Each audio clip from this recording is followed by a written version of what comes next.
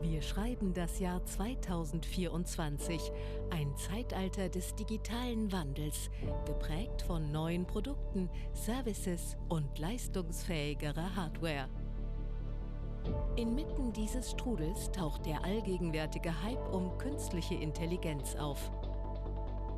Ankündigungen und Produktvisionen gibt es viele, doch die entscheidende Frage bleibt bestehen. Wie manifestieren sich diese Versprechungen in konkreten Lösungen? Aus SAP-Sicht sollen Innovationen wie KI nur in der Cloud verfügbar sein. Aus Anwendersicht ist das nicht optimal. SAP-Anwenderunternehmen brauchen verbindliche Zusagen zu Innovationen und Weiterentwicklungen, auch in S/4HANA, Private Cloud und On-Premises-Editionen. Fakt ist, Visionen und Prototypen gibt es viele.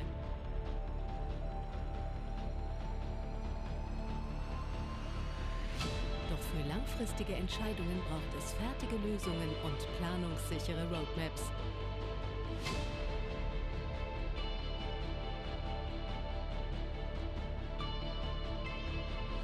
Die Blackbox muss geöffnet werden. Die Herausforderungen sind vielfältig. Wird wirklich niemand zurückgelassen? Vision und Wirklichkeit müssen eins werden. Die Lücke zwischen den Ankündigungen und der tatsächlich ausgereiften Software sowie den fertigen Services muss sich schließen. Das geht nur gemeinsam. DSAG und SAP machen die Blackbox zum Fenster. Lassen Sie uns gemeinsam in die digitale Zukunft blicken. Willkommen zu den DSAG Technologietagen 2024. Hallo und herzlich willkommen, liebe Gäste, liebe DSAG-Community, hier im Kongresscenter in Hamburg. Moin zusammen hier in Hamburg zu den DSAG Technologietagen 2024. Ja, und was für eine Location! Das Kongresscenter Hamburg gehört ja zu den modernsten und größten Kongresscentern in Europa. War übrigens auch das erste Kongresscenter, das hier in Deutschland entstanden ist. Ja, und schön, dass so viele bekannte Gesichter wieder mit dabei sind, die heute hier zusammenkommen, aber auch viele neue Gesichter sich hier treffen. Und so sind wir erstmals auch über 3000 Teilnehmende hier vor Ort, die gemeinsam hier die DSAG Technologietage begehen und die Eröffnungskeynote gemeinsam mit uns hier verbringen. Ja, und erstmals, wie wir sehen, auch begleitet von Hologrammen, eine Technologie, die eigentlich nicht erst seit den ABBA-Avataren sich ganz großer Beliebtheit erfreut. Ganz herzlich begrüßen möchte ich auch alle, die uns jetzt virtuell zugeschaltet sind und den Eröffnungsvormittag gemeinsam virtuell hier mit uns verbringen. Mein Name ist Annik Frehrer, ich bin Professorin für Wirtschaftsinformatik, darf Sie heute durch diesen Vormittag begleiten. Ich forsche selbst viel zum Thema digitale Transformation und freue mich deswegen ganz besonders, heute hier mit Ihnen dabei zu sein. Ja, und die Hologramme, wie wir sie hier sehen, aber auch die künstliche Intelligenz sind ja Technologien, die derzeit ganz viele Innovationen in unterschiedlichsten Bereichen möglich machen. Und gerade hier in Hamburg hat sich dazu auch eine tolle Start-up-Szene angesiedelt, die ganz viele digitale Geschäftsmodelle entwickelt. Hamburg aber nicht nur Zentrum für Start-ups, sondern auch eines der wichtigsten Zentren in Deutschland für erneuerbare Energien. Ja, und diese beiden Themen, künstliche Intelligenz, aber auch das Thema Nachhaltigkeit, waren auch die wesentlichen Themen hier bei uns am Hackathon, der das zweite Mal stattgefunden hat und wo sich hier in Hamburg von deutschlandweit verstreut verschiedenste Studierende getroffen haben, zusammengekommen sind in den letzten beiden Tagen, um ihre kreativen Ideen zu entwickeln. Ja, und liebes Publikum, die 3 Finalistenteams werden später hier ihre Ideen vor Ihnen pitchen und Sie entscheiden dann, wer die Gewinner sind.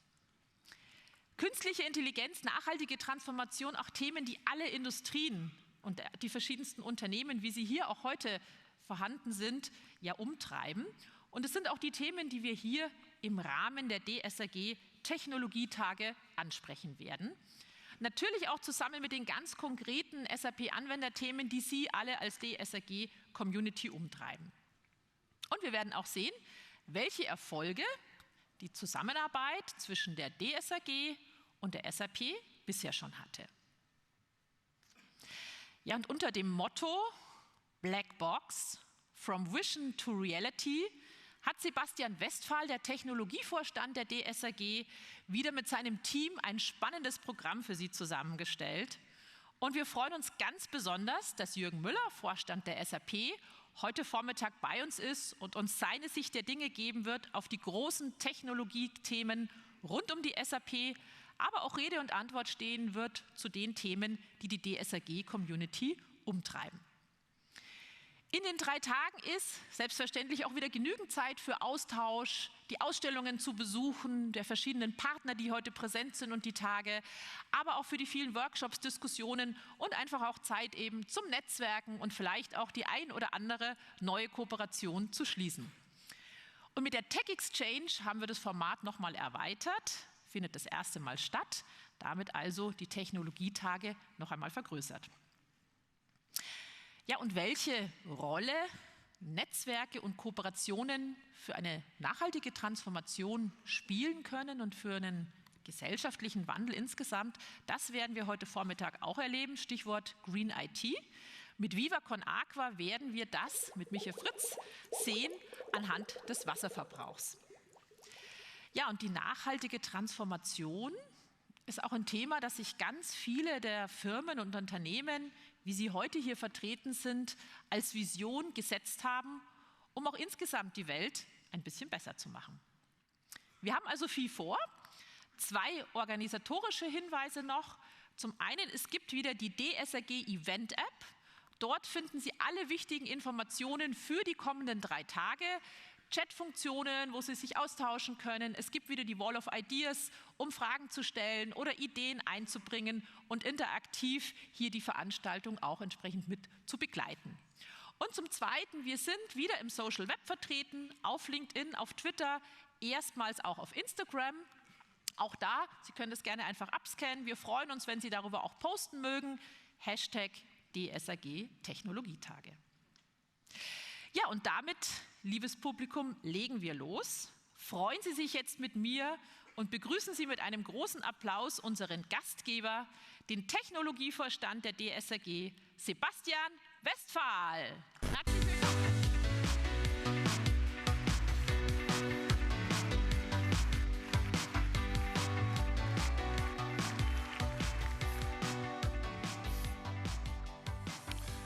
Ja, ein herzliches Willkommen hier in Hamburg zu den diesjährigen DSAG-Technologietagen. Ich freue mich sehr, Sie hier alle in meiner norddeutschen Heimat begrüßen zu dürfen. Und dass es dann auch noch gelungen ist, eine nie dagewesene Teilnehmerzahl von 3000 zu schaffen, das ist natürlich etwas ganz Besonderes. Auch vor dem Hintergrund, dass ich glaube, dass der Austausch in unserer Community so wichtig ist wie nie zuvor.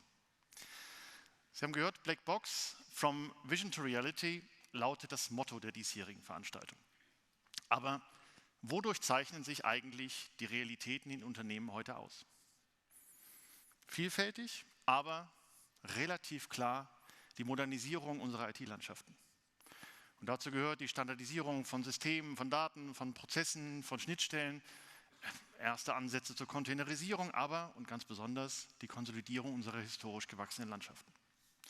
Und die vielfältigen Cloud-Lösungen machen diese Landschaften gerade in Multicloud-Environments zwar insgesamt noch flexibler und leistungsfähiger, aber auch komplexer. Und diese Aufgaben müssen wir unter sich weiter ändernden Rahmenbedingungen realisieren.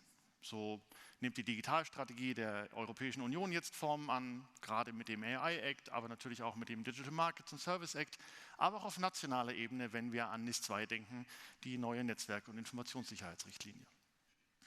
Und wo wir gerade beim Thema Security sind, mehr Daten, mehr Automatisierung, mehr Angriffe und damit auch mehr Verantwortung für uns.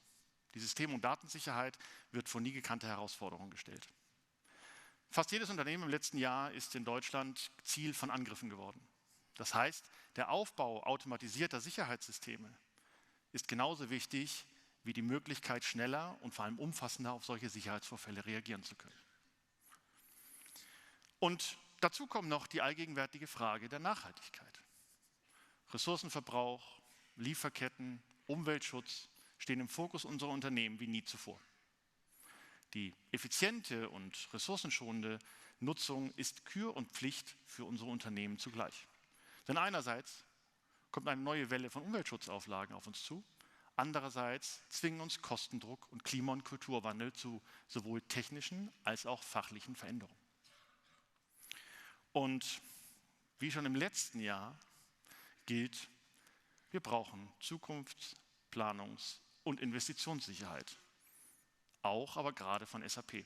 Also Roadmaps mit klaren Meilensteinen, einer präzisen Kommunikation möglichst lange im Vorfeld und das nicht nur, aber gerade auch vor dem allgegenwärtigen Wartungsende 2027. Und dann werden alle diese Herausforderungen überlagert von dem Hype um Generative AI. Seit der Veröffentlichung von ChatGPT vor knapp 1,5 Jahren war die Aufregung groß, die Möglichkeiten schienen grenzenlos, aber diese Euphorie ist ein wenig der Frage nach dem sicheren und sinnvollen Einsatz dieser Technologien gewichen. Denn um mit dieser Technologie echten Mehrwert für unsere Unternehmen zu schaffen, fehlt es einfach noch an vielfach einsetzbaren Lösungen, spezifischen Konzepten und Produkten und natürlich auch an Fachkräften und den dafür zwingend erforderlichen sauberen Datengrundlagen. Okay, bis hierhin scheine ich die Herausforderungen ganz gut beschrieben zu haben. Zumindest habe ich noch keine kritischen Zwischenrufe dieser Art vernommen. Aber ich möchte den Fokus natürlich jetzt auf die Themen richten, die die Tech-Community unserer Anwendungsunternehmen ganz besonders umtreiben. Denn obschon unsere Geschäftsmodelle und IT-Architekturen sehr heterogen und sehr unterschiedlich sind, durften wir im letzten Sommer lernen, dass SAP strategische Innovationen nur noch im Rahmen spezieller Verträge wie RISE with SAP bereitstellen will. Und das ist eine Aussage, die aus technischer Sicht nur schwer haltbar ist, denn technische Integration ist nicht von Vertragsmodellen abhängig. Die IT-Architekturen in Unternehmen bestehen eben nicht alleine aus SAP-Komponenten und Innovationen müssen daher ohne diese Einschränkung offen und übergreifend verfügbar und einsetzbar sein.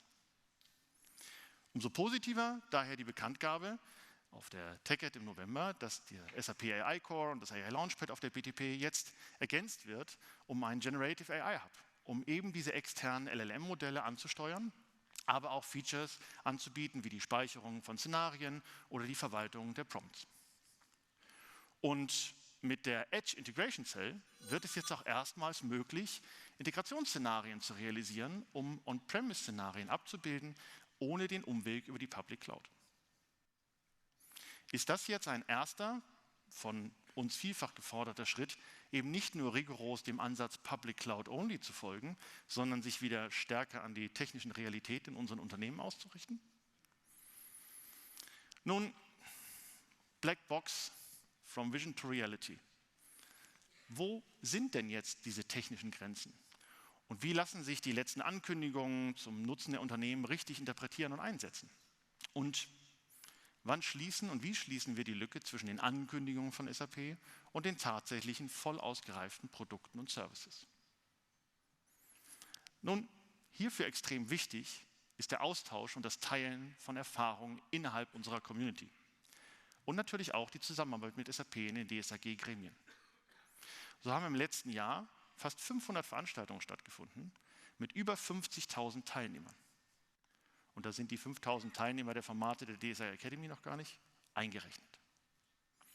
Und um dem Hype um OpenAI und ChatGPT zu begegnen, wurde ein Arbeitskreis OpenAI and SAP gegründet. Und die ersten Web-Sessions haben über 3.000 Teilnehmende besucht. Ab März diesen Jahres folgt dann die Bearbeitung von konkreten Use Cases in der Community über einen Zeitraum von jeweils immer 6 Wochen, gemeinsam mit den Experten von Microsoft. Dafür können Sie sich gerne anmelden, direkt über den Arbeitskreis OpenAI and SAP im DSAG-Net. Und dann fand, wie wir gerade schon gehört haben, in diesem Jahr der zweite DSAG-Hackathon statt. Und die Bewerber werden sich mit ihren Ergebnissen, beziehungsweise die Finalisten mit ihren Ergebnissen hier nachher auf der Bühne Ihnen präsentieren. Wir freuen uns sehr darüber, dass das Format weiter gewachsen ist. Gegenüber dem Vorjahr haben wir eine Vervierfachung der Bewerberzahlen verzeichnet. Und dann werden die DSAG-Technologietage um ein neues Format, die Tech Exchange, erweitert. Ein gezieltes Format für die Developer-Community.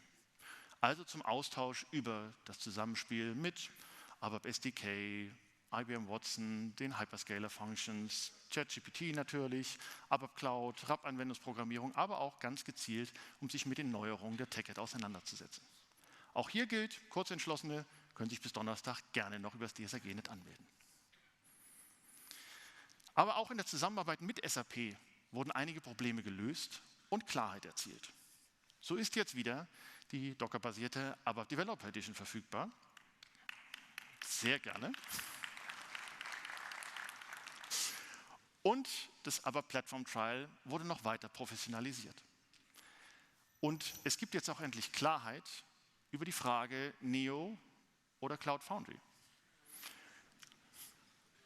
Durch die Entscheidung, dass ab 2029 Cloud Foundry die alleinige Option für die Nutzung der BTP sein wird. Zudem haben wir im letzten Jahr gemeinsam mit SAP eine sehr erfolgreiche Security Awareness-Kampagne durchgeführt. Die 4 Online-Sessions wurden auch hier von über 1500 Teilnehmern besucht. Und, das ist eigentlich noch wichtiger, haben wir zusätzlich die Testphase der ersten API-Bereitstellung für sicherheitsrelevante Informationen, für Monitoring-Systeme durch die DSAG-Mitglieder sehr aktiv begleitet und unterstützt. Und kontinuierlich arbeiten wir gemeinsam an der Verbesserung der BTP Best Practices. Sowohl für die jeweiligen Guides, aber auch initiativ an der Verbesserung der SAP Extensibility Guides. Und passend zu den heutigen Technologietagen haben wir die Handlungsempfehlung zukunftsorientierte analytische Plattformen veröffentlicht. Und last but not least, der Leitfaden ABAP in Eclipse ist seit dem letzten Jahr verfügbar und das ist ein Novum, seit Januar auch in englischer Sprache. Und da scheinen wir den Nerv der Zeit getroffen zu haben, denn der Leitfaden wurde allein innerhalb des ersten Tages über 300 Mal runtergeladen. Wir für uns ist also auch das alltägliche Arbeiten an den konkreten Herausforderungen und Problemen. Und ich möchte mich an dieser Stelle ganz herzlich bei allen Experten in den Gremien bedanken, die mit ihrem hohen Einsatz diese Ergebnisse für uns alle erarbeitet haben. Herzlichen Dank.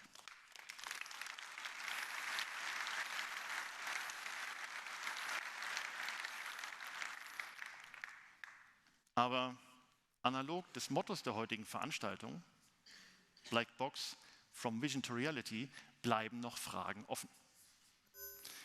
Neben dem Wartungsende 2027 ist das die Frage, wie die kommerziellen Ankündigungen vom SAP zum Business Eye Setup vor dem Hintergrund der technischen Realitäten eigentlich zu verstehen sind. Und Produkte wie SAP Joule, der digitale Sprachassistent, ist zwar verfügbar, aber wie lässt sich dieser übergreifend in IT-Architekturen eigentlich einsetzen? Auch, Sie werden sich erinnern, erwarten wir die Lieferung von APIs und eines Security-Dashboards sowie die Bereitstellung der Security-Tools des Solution Managers über das Jahr 2027 hinaus. Das bedeutet natürlich insbesondere Services wie Config Validation und System Recommendations. Und was ist eigentlich von der Vision der Transformation Suite, bestehend aus Cloud ALM, LeanIX und Signavio, konkret und vor allem zeitnah für uns zu erwarten? Und auch hier werden Sie sich erinnern, es fehlt noch eine Antwort zur Alternative des abgekündigten Adobe Document Service. Diese haben wir als DSAG und besonders die Mitgliedsunternehmen im letzten Jahr mit Nachdruck und auch einem entsprechenden Positionspapier sehr klar eingefordert. Und bei einem Blick auf die Analytics-Architekturen der Zukunft sehen wir bei anderen Anbietern erhebliche Fortschritte in den Bereichen Data Fabric, Data Mesh und auch erste konkrete Data Lakehouse-Architekturen. Was haben wir denn an dieser Stelle von SAP konkret zu erwarten? Und was passiert mit den SAP Analytics-Lösungen, wenn diese Funktionen durch sprachgesteuerte Lösungen wie Joule oder Copilot sehr viel anwendungsorientierter, da sprachgestützt, realisiert werden können? Und bei einer weiteren Plattform stellen sich die gleichen Fragen. Aus unserer Sicht bedarf es bei der BTP noch einer stärkeren Konsistenz über die Services hinweg, damit wir die BTP noch klarer und einfacher in unternehmensweite, mehrstufige, übergreifende Architekturen integrieren können, sowohl als Plattform, aber auch mit den zugehörigen Business Services. Das betrifft zum Teil ganz banale operative Fragen wie ein einheitliches Monitoring oder Logging oder beispielsweise eine durchgängige Cloud-Identity-Management-Strategie, aber auch Grundsätzliches, nämlich zum Beispiel die Frage, wie sich Signavio künftig als voll integrierter Service in der BTP wiederfindet. Auch um die operative Nutzung, aber auch die Administration zu erleichtern. Und auch das ist vorhin schon angeklungen, die Frage, wie sich eine nachhaltige IT-Infrastruktur eigentlich aufbauen lässt, rückt für unsere Unternehmen immer stärker in den Vordergrund. Und als Antwort bekommt man heute meistens eher visionäre Konzepte als konkrete Lösungsangebote. Wie lassen sich zum Beispiel die unfassbaren Ressourcenbedarfe der LLM-Modelle und die Always-On-Mode von Public-Cloud-Lösungen und Plattformen mit diesen Nachhaltigkeitsszenarien überhaupt in Einklang bringen? Sie sehen, die Fragen der SAP-Anwendungsunternehmen sind vielfältig und wir brauchen konkrete Lösungen, Produkte und Services von SAP, um diese entsprechenden Anforderungen in der Praxis zu unterstützen. Und wer wäre besser geeignet für einen Austausch zu diesen Fragen als der CTO der SAP, Jürgen Müller?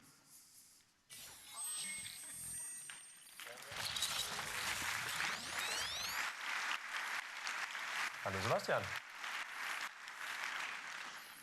Jürgen, schön dich zu sehen und dich hier wieder auf den Technologietagen zu begrüßen. Herzlich willkommen. Danke für die Einladung. Es freut mich, hier zu sein.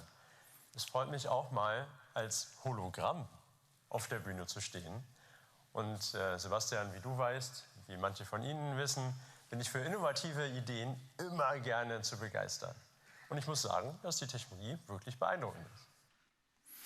Absolut, ich muss sagen, er wirkt erstaunlich real. Und im Sinne unseres Mottos From Vision to Reality ist das doch ein eindrückliches Beispiel der aktuellen technologischen Möglichkeiten, oder? Aber natürlich, sehr gerne, aber natürlich geht es wie heute immer um offene Fragen zu SAP-Produkten.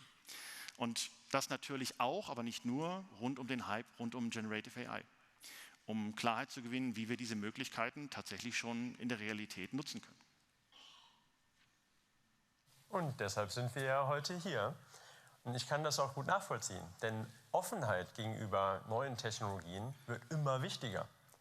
Die Technologiewelt dreht sich so schnell wie nie zuvor, aber sie wird sich auch nie wieder so langsam drehen. Das bedeutet natürlich, dass wir uns immer wieder mit neuen Technologien beschäftigen sollten, um die Möglichkeiten zu sehen, aber auch die Grenzen zu verstehen. Absolut. Aber ich denke, den Austausch hierzu, den machen wir dann doch lieber live auf der Bühne, oder? Insofern, meine Damen und Herren, bitte begrüßen Sie mit mir jetzt den echten Jürgen Müller.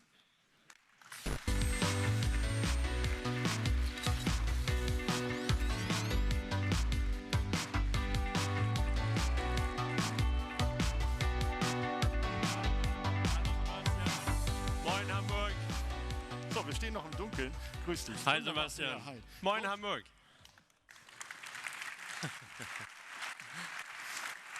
Also, das hat ja schon Spaß gemacht, aber ich glaube, live ist dann doch besser. Ich denke auch. Und wir haben ja festgestellt, wir kommen beide aus dem Norden, insofern ist das ja quasi unser Heimspiel. Und ist es nicht fantastisch, dass wir 3000 Leute hier versammeln konnten, um über die aktuellen Themen mit dir zu diskutieren? Ich freue mich sehr. Schön, dass Sie alle da sind.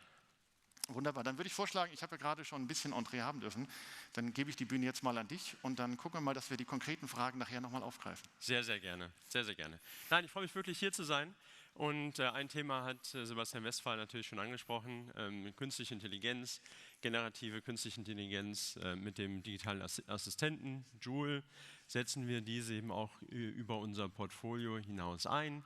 Wir haben bereits geliefert in SAP Start, in SAP SuccessFactors und wir werden gleich noch ein bisschen mehr darauf eingehen. Was haben wir bei der TechEd noch erwähnt? Wahrscheinlich haben Sie es schon mitbekommen, aber ich wiederhole es noch mal ganz kurz, was so die Hauptankündigungen waren. Das erste war SAP Build Code, also im Rahmen von Erweiterungen, im Clean Core Konzept Erweiterungen ist SAP Build und SAP Build Code natürlich extrem wichtig. Auch dort mit generative künstliche Intelligenz führen wir ein. Und da geht es dann darum, bei der Datenmodellierung zu helfen, bei Businesslogik zu helfen. Und auch da, ich habe es ja eben, oder mein Hologramm hat es eben gesagt, weiß gar nicht, wie man davon spricht. Was sind die Möglichkeiten und die Grenzen? So etwas gibt heute noch keine Komplettlösung. Aber es unterstützt, es gibt einen sehr, sehr guten Start. Dann haben wir den SAP Generative AI Hub angekündigt, du hast es auch schon erwähnt. Also dort geben wir kontrolliert Zugriff auf große Sprachmodelle und viele der Learnings, die wir selber intern haben bei der SAP, stellen wir dann eben auch Ihnen zur Verfügung, was jetzt zum Beispiel Prompt-Management angeht, einige Security-Angelegenheiten angeht und so weiter. Und dann das dritte, technologisch auch extrem wichtige, war die Ankündigung von SAP HANA Cloud Vector Engine. Warum ist das so wichtig? Große Sprachmodelle sind natürlich trainiert mit zum Großteil öffentlich verfügbaren Informationen. Manchmal sage ich, es ist wie einen Freund zu haben, der ein paar Mal das Internet gelesen hat und es jetzt auswendig kennt. So, aber ja, was hilft Ihnen das denn im Unternehmensalltag? Da sind ja natürlich Ihre unternehmensspezifischen Daten wichtig.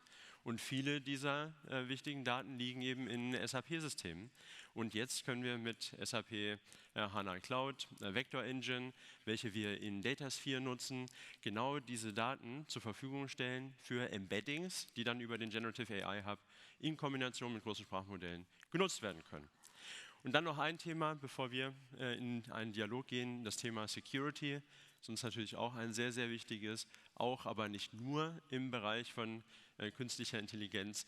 Und da gibt es heute auch ein paar positive Nachrichten zu verkünden. Sehr gut. Daher danke erstmal und jetzt, Sebastian, wollen wir weitermachen? Legen wir los, ja wunderbar. Du hast ja gerade schon so die Themen einmal im schnellen Durchlauf Revue passieren lassen. Fangen wir vielleicht einfach mit dem Thema Business AI an. Ich habe das ja vorhin schon gesagt, also wir haben ja im Sommer gehört, dass das nur an konkrete Vertragsmodelle gekoppelt ist. So, jetzt sind wir ja unter uns und blicken eher auf den technologischen Aspekt des Ganzen. Also die Integration von solchen Modellen sollte ja möglichst offen sein, auch zur Verfügung gestellt. Und so habe ich jetzt auch die Bereitstellung des Generative AI Hubs verstanden. Vielleicht kannst du das nochmal ein bisschen einordnen und auch eine Klarheit zu diesen Nutzungsszenarien, die für uns ja sehr wichtig sind. Sehr, sehr gerne. Also ich ordne es gerne ein. Also, was ganz grob gesehen, wie bieten wir denn generative künstliche Intelligenz an? Einmal natürlich eingebettet in unsere Anwendungen. Da ist es relevant, da hilft es Ihnen und den Endbenutzern in Ihren Firmen am meisten. Dann als zweites gibt es natürlich AI-Services auf der BTP, Generative AI Hub, bei dem wir das, was wir eben auch lernen, Ihnen zur Verfügung stellen. Und dann muss man bei den eingebetteten Anwendungsfällen von AI und Generative AI natürlich, wie jede andere Firma auch, werden dann kommerziell Entscheidungen getroffen, was ist in welcher Version von welchem Produkt dabei. Und ich hoffe, das räumt es auf und wir haben Klarheit. Und wenn ich jetzt zum Beispiel in SuccessFactors eingebettet dann generative künstliche Intelligenzfähigkeiten habe, dann sind die natürlich in SuccessFactors dabei und so eben auch in den verschiedenen anderen Produkten. Und in manchen ist eben in einem Premium-Paket was dabei, oder das heißt ein bisschen anders, das Premium-Paket und so weiter und so weiter. Ich hoffe, das ist fair. Da frage ich jetzt noch mal ganz kurz nach. Das heißt, also klar, der Fokus auf die embeddete AI-Lösung in den Kernprodukten, aber mit dem Generative AI Hub wird es dann ja auch möglich, zu einem x-beliebigen SAP-System eine Integration herzustellen, so ich das möchte. Und das wäre dann ja auch kommerziell abbildbar. Wie vorteilhaft das ist, mal dahingestellt, aber das habe ich jetzt richtig verstanden. Ja, definitiv. Also die Technologie ist da, man kann sich an alle SAP-Systeme über die BTP verbinden, man kann dort über den Gen AI Hub AI nutzen. Warum ist es für uns wichtig? Ich habe ja vor 8,5 Jahren das Thema AI angefangen bei der SAP mit dem Team. Und wir haben über 130 Anwendungen, natürlich mit der Technologie, die dort zur Verfügung stand, Narrow AI, entwickelt und zur Verfügung gestellt. Wir haben als SAP über 24.000 Kunden, die künstliche Intelligenz nutzen. So, dann haben wir mal geschaut, wie viele davon sind denn On-Premise-Kunden? Und das sind unter 1%. Ja, unter 1% unserer AI-Kunden nutzen AI On-Premise. Und daher haben quasi die Kunden mit den Füßen abgestimmt, worauf wir uns auch konzentrieren sollen. Und daher natürlich geht es schneller, die Systeme sind standardisierter, Schnittstellen sind standardisierter. Und daher ist es ja ganz, ganz klar, dass wir mit Embedding anfangen, da ist es am relevantesten. Und wie gesagt, die Technologie ist da, es geht sehr viel. Und es ist kommerziell dann auch abbildbar. Ja, perfekt. Also erstmal vielen Dank. Ich glaube, das ist eine ganz wichtige Nachricht, auch für die weiteren Planungen in den Unternehmen. Jetzt hatte ich vorhin schon mal kurz SAP Joule zumindest virtuell auf die Bühne geholt. Das ist ja nun ein erstes sehr konkretes Produkt. Vielleicht kannst du da nochmal einen Eindruck geben und auch da hätte ich eine Frage, die sich eher auf die übergreifenden Architekturen bezieht. Jetzt gibt es ja viele verschiedene sprachunterstützte Assistenten der vereinzelten Anbieter. Ich möchte aber für meine IT-Unternehmensarchitektur ungern 20 verschiedene haben. Wie ist denn eure Strategie, dieses Produkt A im SAP-Portfolio auszurollen, aber eben auch der Blick über den Tellerrand hinaus? Wird das denn auch dann mal übergreifend einsetzbar oder bleibt das auf das Portfolio der SAP konzentriert? Also, ich habe es schon kurz erwähnt, also wir haben Joule in SAP Start integriert, in SuccessFactors integriert. Es gibt monatliche Lieferungen, bei dem spannende und auch manchmal kleine Aufgaben kommen, zum Beispiel Clock in, Clock out. Hey Joule, ich fange jetzt an zu arbeiten. Hey, ich bin jetzt fertig. Hey, wie viele Urlaubstage habe ich noch? So. Was wir jetzt auch gemacht haben zum Beispiel, ist bereits help.sap.com in Joule integriert. Und sowas ist natürlich sehr, sehr hilfreich. Ja, ich kann auch help.sap.com über Keywords durchsuchen im Internet. Ja, natürlich. Aber hier habe ich dann über Joule die Chance, kontextspezifisch, benutzerspezifisch zu sagen, hey, helf mir doch mal bitte bei dieser Suche. Und solche Dinge bauen wir. Und dann geht es natürlich weiter, S4HANA Cloud, zuerst Public Edition und dann viele weitere Produkte, die wir integrieren. Man sieht es hier ein bisschen, es ist ein großes AI-Ökosystem. Dann haben wir die AI Foundation als Teil der BTP. Und dann sind alle verschiedenen Anwendungen, klinken sich quasi in Joule ein. Genauso sieht man hier auch die BTP, weil wir auch technologische Anwendungen haben, wie zum Beispiel Just Ask, also Fähigkeiten mit Analytics zu interagieren oder Integrationen. Wenn jetzt ein neues System kommt, möchte ich doch Joule sagen, hey, komm, bau mir doch bitte diese Integration zwischen dem SAP-System und dem Nicht-SAP-System. Oder die Regierung hat jetzt gesagt, bei internationalem Warentransfer müsst ihr irgendwas melden. Joule, hilf mir doch schon mal. So, sowas bauen wir dann natürlich ein. Und du hast gefragt, mehrere Assistenten. Im Moment, wir fokussieren uns ganz klar, Joule im SAP-Portfolio auszurollen, genau wie das andere Anbieter auch machen, erstmal in ihrem Portfolio das auszurollen. Noch gibt es keinen Standard sozusagen zwischen digitalen Assistentenkommunikation, aber es gibt Agenten. Also in der Theorie ist es ja natürliche Sprache, ist jetzt quasi der Standard. Das heißt, ich bin mir sehr sicher, dass es irgendwann auch dann digitale Assistent zu digitaler Assistentkommunikation geben wird. Ich würde gerne kurz ein Video zeigen, eine Weltpremiere. Wir hatten nämlich letzte Woche einige wichtige Termine in Walldorf und Umgebung. Und da habe ich diese Demo, wurde auch gezeigt. Das läuft in unseren Entwicklungssystemen live. Also hier stellt Joule sich vor. Und es war ein Kollege in Walldorf, der sagt, hey, der sagt, ich möchte gerne einen Flug buchen zur Sapphire. Dann, wenn wir jetzt kurz pausieren, ist es erstmal spannend, weil Sapphire ja alles heißen kann. Also wenn ich das jetzt im Internet suche, kommen ein bisschen andere Antworten. Aber weil Joule den Kontext kennt, Joule weiß, hey, der Kollege arbeitet bei der SAP und wenn der über Sapphire nach Sapphire sucht, dann meint er wahrscheinlich unsere Kundenmesse. Dann war aber nicht spezifisch genug. Joule hat 2 Sapphires gefunden, einmal in Orlando und einmal in Barcelona. Dann sagt der Kollege, machen wir weiter hier genau in Barcelona. Sagt er hier, okay, nochmal zur Bestätigung, 10. bis 14. Juni, können Sie sich vielleicht auch schon mal vormerken. So, wie sieht das aus? Und dann sagt er, okay, Barcelona mag der Kollege irgendwie ganz gerne, kann ich vielleicht noch zwei Tage Urlaub ranhängen? Das wäre doch toll. So, dann fragt er, habe ich denn überhaupt noch in dem Kontext, habe ich denn überhaupt noch genug Urlaub? Das geht dann natürlich jetzt an SuccessFactors-System und fragt in SuccessFactors nach, ja, 25 Tage Urlaub dabei, soll ich denn schon mal einen Urlaubsantrag stellen? Sagt er, jo, gerne, machen wir. Und dann ist Joule auch schlau genug mit der neuen Concur Experience. Sollen wir jetzt weitermachen mit der Flugbuchung? Und er versteht den Kontext, auch dass es 2 Tage länger dauert.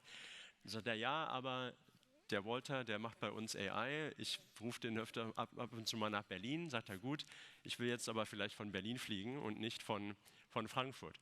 Und hier, das geht gegen das echte Concur-System, neue Travel Experience, sagt er hier, das sind die Flüge, sage ich, gut, nach Barcelona vielleicht jetzt nicht irgendwie umsteigen, außerdem haben wir noch ein Meeting bis mittags, also vielleicht so ab 15 Uhr, und bitte nur Direktflüge. Wieder geht es direkt in Concur, das wird dann entsprechend gemappt, dass diese natürlich sprachlichen Aussagen gemappt werden. Dann kommen die Flüge zurück aus dem echten Buchungssystem und wenn wir da runter scrollen, dann sieht man hier, das ist der Hinflug, wird der Hinflug gebucht, kommt der Rückflug, wird der Rückflug gebucht. Das ist die neue Travel Experience und das kommt nach und nach in alle unsere Systeme, werden Sie so mit SAP interagieren können.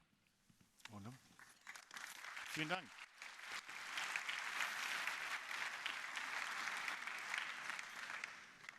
Jetzt hast du vorhin angesprochen, Codegenerierung KI unterstützt.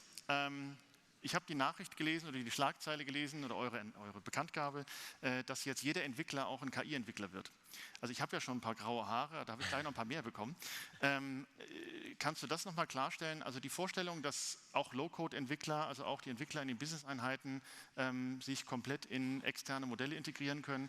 Wenn ich da so an die Anforderungen zu Governance, Compliance, IT-Sicherheit denke, das war jetzt keine Nachricht, wo ich erstmal Hurra geschrien habe. Vielleicht kannst du da nochmal eine Einordnung geben, wie das zu verstehen ist. Gerne. Also im Kontext von SAP Build Code haben wir bei der TechEd gesagt, hey, wir möchten auch alle Entwickler, also im Deutschen hätten wir sagen müssen, wollen allen Entwicklerinnen die Möglichkeit geben, auch künstliche Intelligenz, generative künstliche Intelligenz zu nutzen. Und das machen wir auch, und zwar auf zwei Arten und Weisen. Einmal natürlich mit den entsprechenden Governance-Fähigkeiten, dass ich in unserem Low-Code-Portfolio, aber auch im Pro-Code-Portfolio auf Sprachmodelle zurückgreifen kann. Natürlich über den Generative AI Hub ist viel Governance mit drin. Das ist eine Meldung vielleicht ein bisschen zu kurz gekommen. Und so können natürlich Sie als Firma erstmal entscheiden, was möchte ich denn erlauben. Und es gibt keinen Wild Wild West, bei dem jeder und jede machen kann, was sie möchten. Dann zum Zweiten aber auch bringen wir generative künstliche Intelligenz auch in den Entwicklungsprozess hinein, um da eben auch zu helfen. Vielen Dank. Du siehst, ein leichtes Aufatmen habe nicht nur ich bekommen. Und wo wir jetzt gerade das Thema Security haben, und wir sind ja etwas mehr als letztes Jahr, aber wahrscheinlich gibt es durchaus Überschneidungen. Wir haben im letzten Jahr, ich will nicht sagen Klassiker, das wäre zu viel gesagt, aber zum Thema Security ja nochmal wieder die Positionen, die wir in den letzten Jahren schon ausgetauscht haben, aufs Tableau gebracht. Und wenn ich mich richtig erinnere, hast du was versprochen, oder? Ja, und ich halte meine Versprechen auch. Und daher haben wir eine gute Nachricht mitzubringen. Also, wir haben uns strategisch ganz klar geeinigt. Also Hintergrund, es geht um eine Security-Konfigurationsmöglichkeit bzw. Transparenz schaffen. Im Moment, alle Informationen sind da, aber die sind schwierig zu finden und es gibt keine perfekte Übersicht. Wie ist denn mein SAP-System, sind meine Systeme konfiguriert und was ist denn die Empfehlung von der SAP, wie sie konfiguriert sein sollten? Wir haben uns strategisch darauf geeinigt, dass unsere Services und Anwendungen, erste BTP-Services machen das seit Dezember, in Cloud ALM diese Informationen liefern. Und von da aus gibt es dann zwei Wege für eine UI-unterstützte Darstellung für Sie. Einmal eine tabellarische Form in Cloud ALM und dann ein SAP Analytics Cloud-basiertes Dashboard-Template, was wir zur Verfügung stellen. Und das sieht dann ungefähr so aus. Morgen gibt es einen Deep Dive zum Thema, da müssen wir nicht in alle Details gehen, aber hier geht es dann natürlich über verschiedenste Systeme und Services hinweg. Die Aussage, das passt alles, aber hier gibt es eben auch sehr einfach zugreifbar noch Dinge, die nicht so konfiguriert sind, wie sie von der SAP empfohlen sind. Und das macht das Leben natürlich deutlich einfacher. Daher Haken dran, aber ich bin mir auch sicher, wir finden ein paar neue Evergreen. Ohne Frage. Also herzlichen Dank. Ich gucke mal, wo die Security-Kollegen sitzen. Ja, ich glaube, das sieht noch, da winken sie, das sieht positiv aus. Also vielen herzlichen Dank. Ich freue mich ganz besonders, dass wir das Thema dann nicht wieder auf die Bühne bringen müssen. Also ganz hervorragend. Ja. Vielen Dank. Ich glaube, das ist eine sehr positive Nachricht.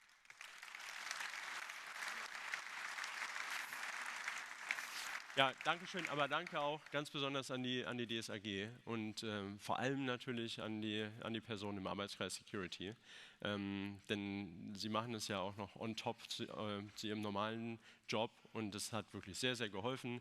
Auch daher freuen wir uns und liefern es gerne und sind weiterhin sehr, sehr eng mit Ihnen im Kontakt. Wunderbar, vielen Dank. Wo wir jetzt gerade schon Klarheiten schaffen, würde ich gerne auf ein anderes Thema zu sprechen kommen, das Thema Wartungsende IDM. Etliche Unternehmen oder einige Unternehmen setzen das Produkt ja auch ein, um ihre gesamten Landschaften entsprechend zu provisionieren.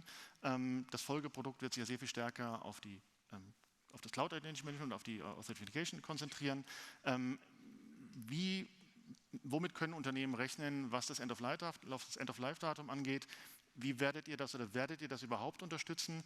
Denn das sind ja auch Themen, die eine extrem lange Historie haben, alleine aus Auditierungsgründen aufrechterhalten werden. Und wir müssen natürlich vermeiden, dass dann mit dem Wartungsende diese Fragen offen bleiben.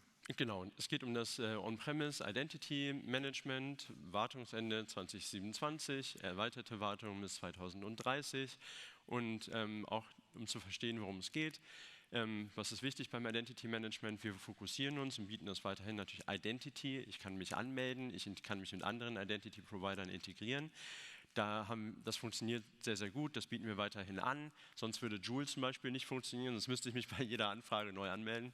Da haben wir über das SAP-Portfolio schon sehr, sehr viel geschafft, dass wir ein einheitliches Identity-Management eingezogen haben und dann eben auch Autorisierung, also wo habe ich den Zugriff. Was das Identity-Management macht, ist zu orchestrieren. Also vor einigen Monaten hast du die Rolle gewechselt, die Firma gewechselt. So in einem Identity Management, wenn das eingesetzt wird, kann man eben sagen, in diesen Systemen soll der Sebastian Westphal diese Rollen bekommen. Und wenn man als Person dann wieder wechselt oder die Firma verlässt, dann werden natürlich diese Berechtigungen auch wieder abgeräumt. Wir waren sehr eng mit vielen Kunden im Austausch und haben eben auch verstanden, was wird da eingesetzt, wie wird das eingesetzt. Und wir sehen, dass wir halt viele Kunden haben andere Lösungen im Einsatz. Und daher haben wir uns entschieden, an dieser Stelle kein Nachfolgeprodukt zu entwickeln. Aber wir haben eine Absichtserklärung unterschrieben mit Microsoft. Manche kennen es noch als Azure Active Directory, das heißt jetzt Microsoft Enterra ID. Und das ist der strategische Weg nach vorne, weil wir gesehen haben, dass sehr viele Kunden sowieso diese Lösung nutzen. Und wir helfen natürlich auch wieder im Dialog mit der DSAG, wie gestaltet man denn den Übergang bis spätestens 2030. Wunderbar, vielen Dank. Ich glaube, das ist ganz wichtig, dass wir jetzt frühzeitig diese Klarheit haben und ich denke, die Kolleginnen und Kollegen aus den Arbeitskreisen werden bereitstehen, um dann auch diese Migrationsunterstützung auszuarbeiten, denn das wird wahrscheinlich nicht ohne Komplexität abgehen. Insofern vielen Dank. Wir haben auch einige visionäre Themen vorhin kurz angeschnitten. Ich würde gerne mal auf den Block Analytics und im Wesentlichen an SAP Datasphere kommen. Ich hatte vorhin gesagt, wir sehen Trends bei den, sag ich mal, Hyperscalern schon sehr stark vertreten, Richtung Lakehouse-Architekturen, Data Mesh-Architekturen. Was können wir da von der Datasphere erwarten? Wir haben ja im letzten Jahr gesagt, der Weg, die Vision, was ihr anstrebt, ist genau richtig. Jetzt fehlt so manchmal so ein bisschen gefühlt der PS oder wir stellen fest, es gibt unterschiedliche Geschwindigkeiten. Vielleicht kannst du da nochmal dem Publikum sagen, was ist da zu erwarten in naher Zukunft und mit welchen Schritten wollt ihr auch vorangehen?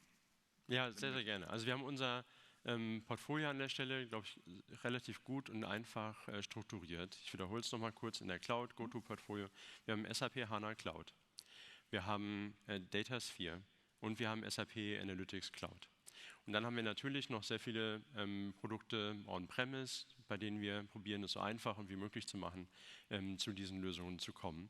Ich gebe ein Beispiel, warum ist es auch so wichtig, warum ist auch Datasphere so wichtig. Viele von Ihnen haben sehr, sehr viel in die BWs investiert und es gibt sehr, sehr viele Daten im BW on-premise, sehr viel auch Entwicklung reingeflossen und so weiter. So, das BW ab einer bestimmten Version mit ein bisschen Aufräumarbeit bekomme ich über die BW Bridge an ein Datasphere angeklinkt. Und dort bauen wir dann den Durchstich von Datasphere hin zu einem Analytics Cloud und Joule. Das heißt, Sie können sich damit schon mal beschäftigen, dass Sie halt diese sehr reichhaltigen BW-Daten eben auch Joule und Generative AI ready machen. Denn unser Generative AI Hub interagiert auch sehr, sehr eng mit Datasphere. Wir haben vorhin über HANA Cloud Vector Engine gesprochen und daher ist Datasphere eine ganz, ganz essentielle Komponente in der Datenstrategie. So, das Datenthema ist ein sehr, sehr breites. Also und als SAP, wir möchten es Ihnen natürlich so einfach wie möglich machen, dass Sie alle Ihre Anwendungsfälle umsetzen können. Wir müssen nicht alles selber machen, aber in Partnerschaft mit anderen werden wir all das, was du auch angesprochen hast, anbieten. Und daher bauen Sie auf Datasphere, probieren Sie es schon mal aus oder nutzen, wenn Sie jetzt Greenfield was machen, das gleich mit Datasphere. Und wir haben dort auch eingebaut föderierte Datenkonzepte. Denn wenn ich jetzt in den Raum fragen würde, wer exportiert denn SAP-Daten aus dem SAP-System heraus, werden wahrscheinlich sehr, sehr viele Hände hochgehen. Wenn ich dann fragen würde, ja, wer möchte das denn unbedingt?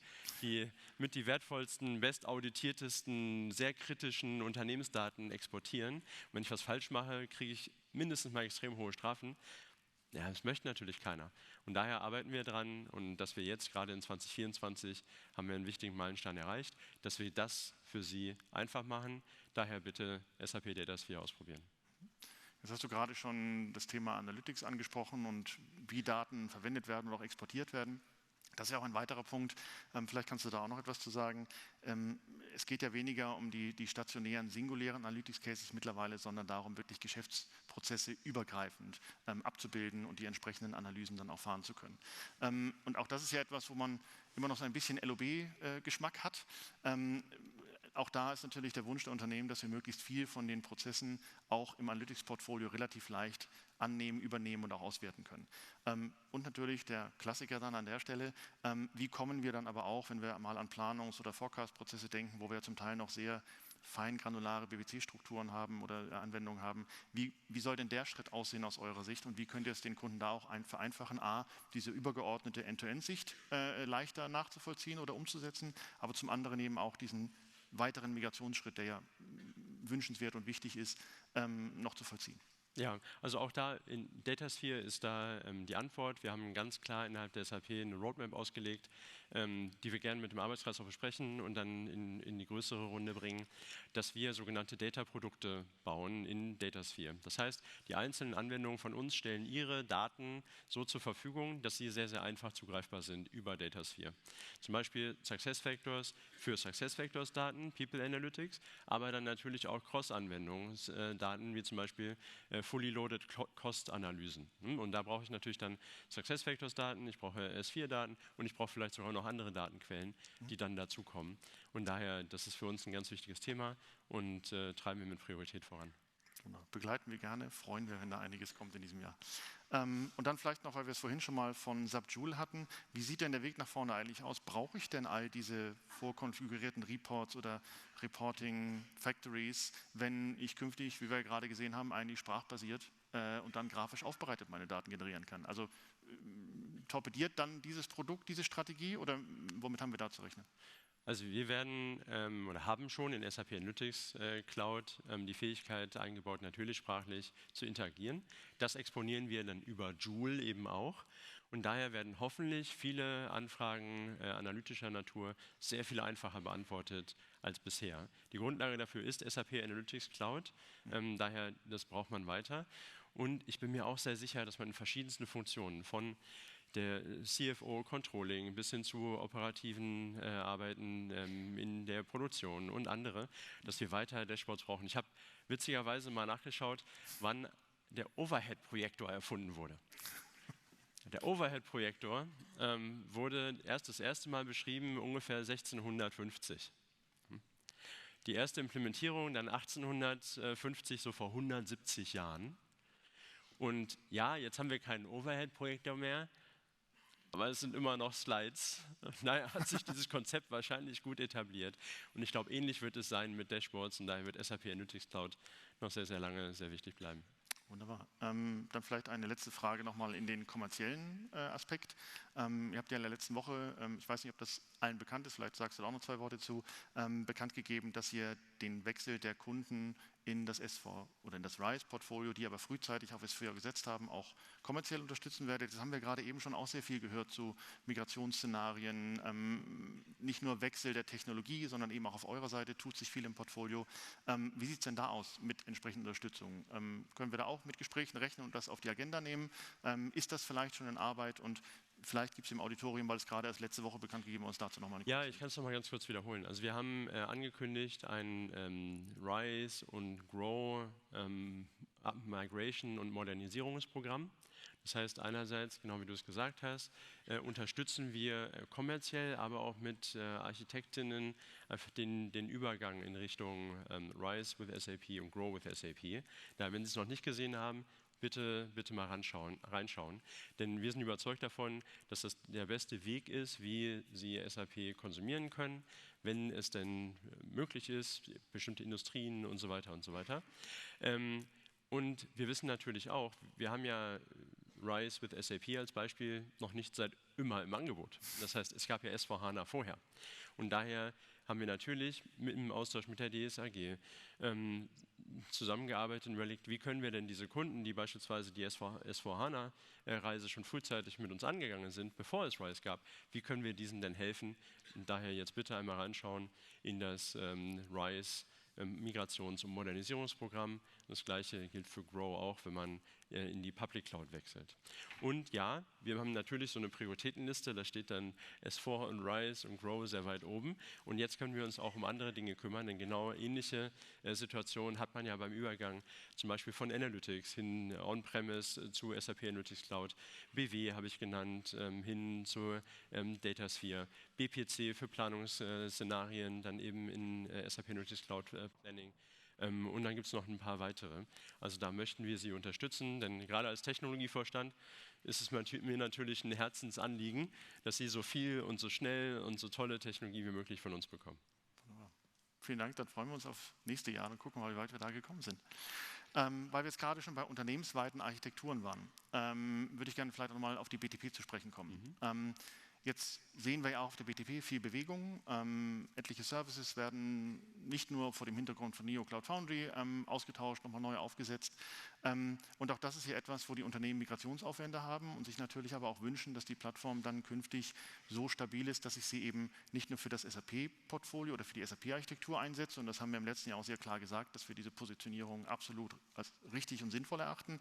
Aber natürlich stellt sich jetzt die Frage, wie gehe ich mit Serviceprozessen, wie gehe ich mit Entwicklungsprozessen um, wenn ich an die Außenkante der SAP-Welten komme. Also wie ist dein Blick da drauf und was haben wir da zu erwarten? Denn auch da ist die Roadmap ja prall gefüllt.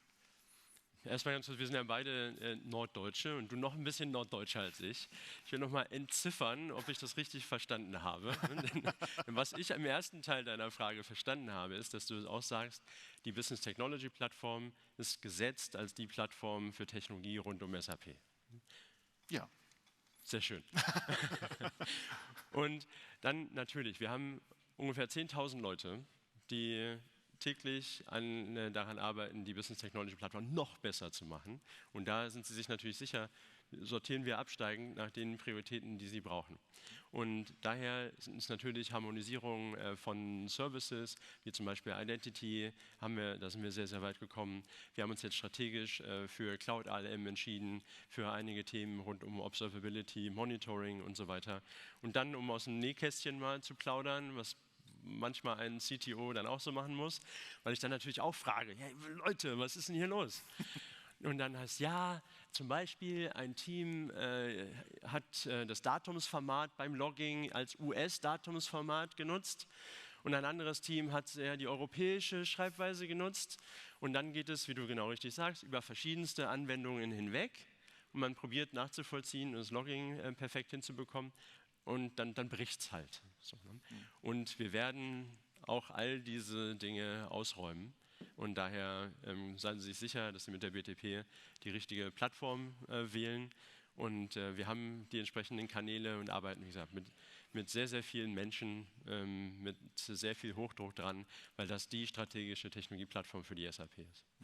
Wunderbar. Also man würde sagen, ist noch ein bisschen was zu tun, aber wir haben, glaube ich, viele Experten hier im Raum, die dann für die Details auch gerne Auskunft geben. Ja, ich würde sagen, wie bei allem im Leben. Ne, es ist, ich weiß nicht, wer in den Spiegel guckt und sagt, perfekt. Natürlich außer bei dir natürlich. Ja, danke. Ich sage nicht, was ich heute Morgen gedacht habe. Und daher natürlich, es gibt überall noch ein paar raue Kanten. Das ist, glaube ich, ganz normal und bei jedem Produkt so, egal wer es herstellt. Ja.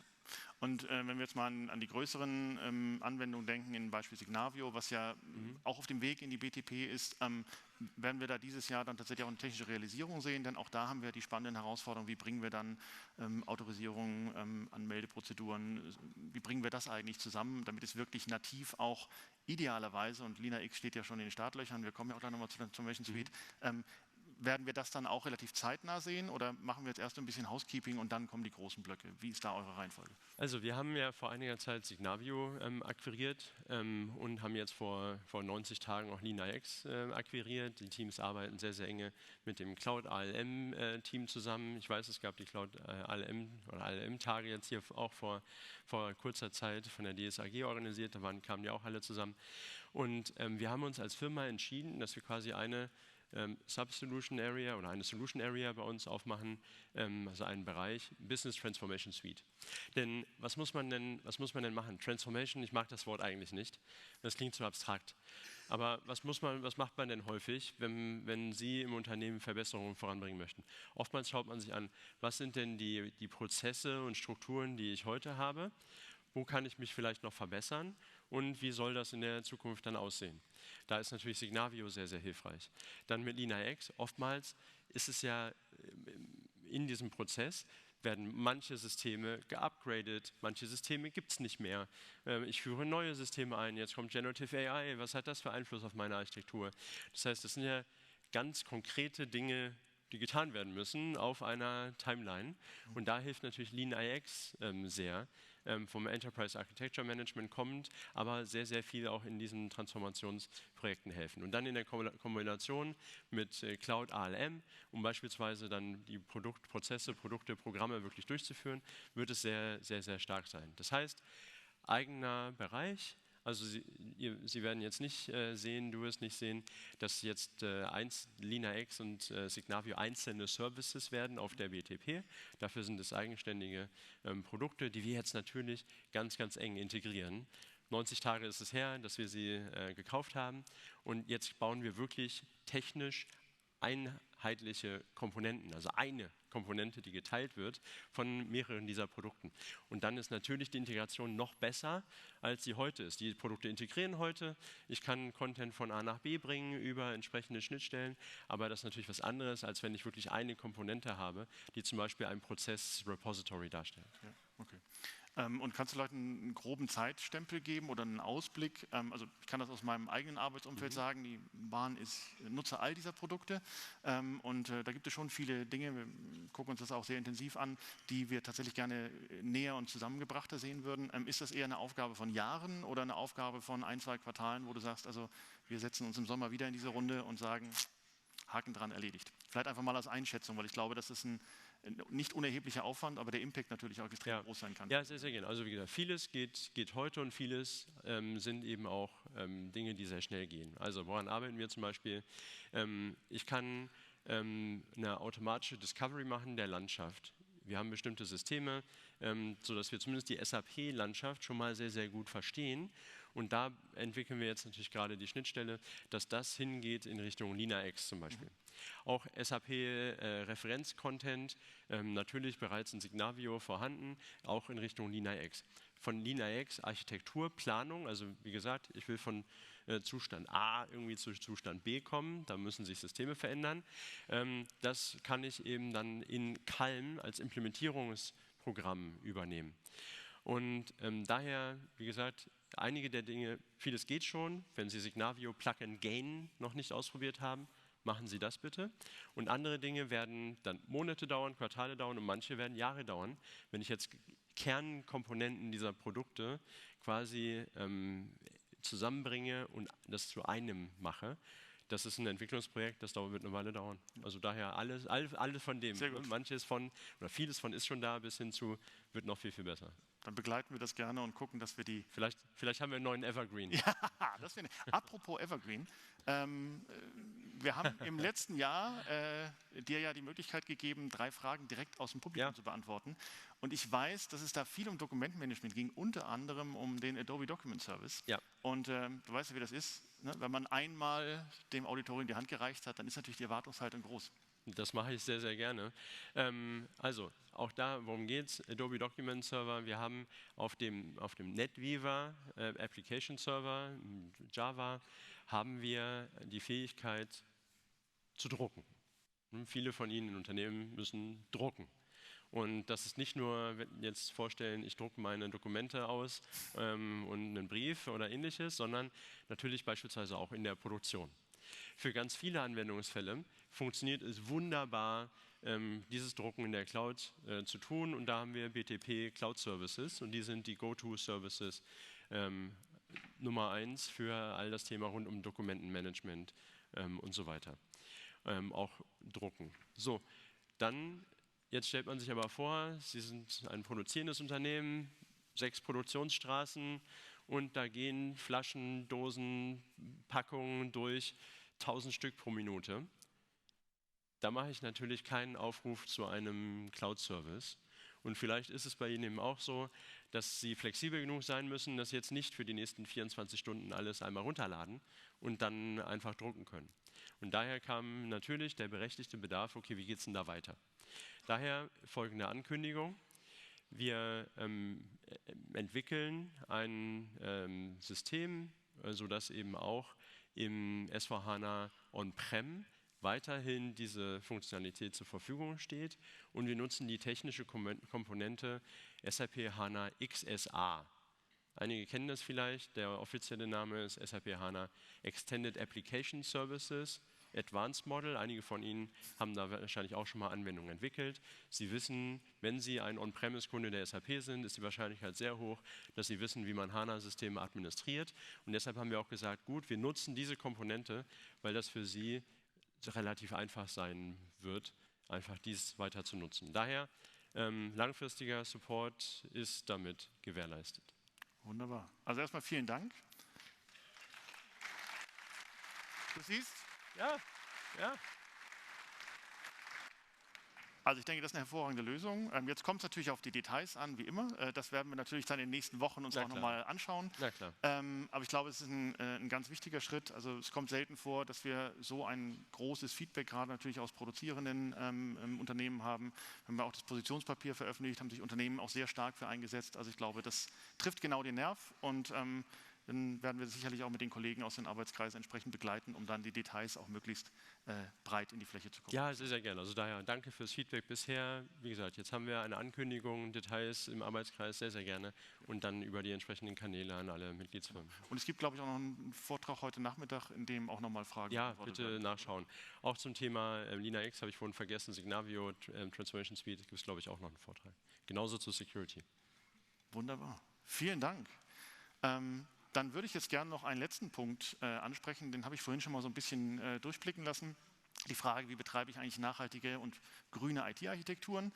Und das ist ja ein Thema, das, würde ich sagen, wandert noch so zwischen Vision und Buzzword, idealerweise schon in Richtung Vision. Und da haben wir uns gedacht, bevor wir beiden versuchen, da einen Griff dran zu kriegen, laden wir uns einen absoluten Fachmann ein. Ich freue mich sehr, dass er heute da ist in seiner langjährigen Wahlheimat Hamburg. Bitte begrüßen mit mir Micha Fritz.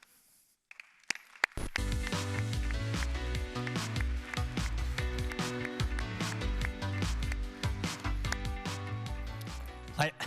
Viel Spaß. Hi. Jo, steht mal alle auf, bitte. Komm, steht mal auf.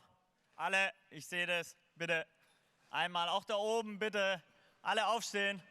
Bisschen Respekt vor dem Thema Wasser ist ein Menschenrecht. Danke, dass ihr alle aufsteht. Könnt euch schon lange wieder setzen. Das ist mein Job. Ich aktiviere Menschen für 2 Dinge: sauberes Trinkwasser und einen menschenwürdigen sanitären Zugang. 570 Millionen Menschen sind wahrscheinlich, und korrigiert mich gerne, nicht wie ihr geboren mit dem goldenen Löffel und hattet immer einen Zugang zu sauberem Trinkwasser. 4,2 Milliarden Menschen haben kein Klo zum Scheißen, also genauso wie ihr, nämlich abgeschlossen, Licht, man kann sich die Hände waschen, im besten Fall davor an die Männer und danach. Ja, man kann es mit Seife tun und man kann es in Würde machen. Ja, was hat das alles hier mit zu tun? Ich möchte auch ganz klar einmal sagen, ich bin kein Experte für Nachhaltigkeit. Ich würde gerne auch da differenzieren. Wir haben vor 17 Jahren etwas gegründet, von dem wir keinen Plan hatten. Das nennt sich Viva Con Agua.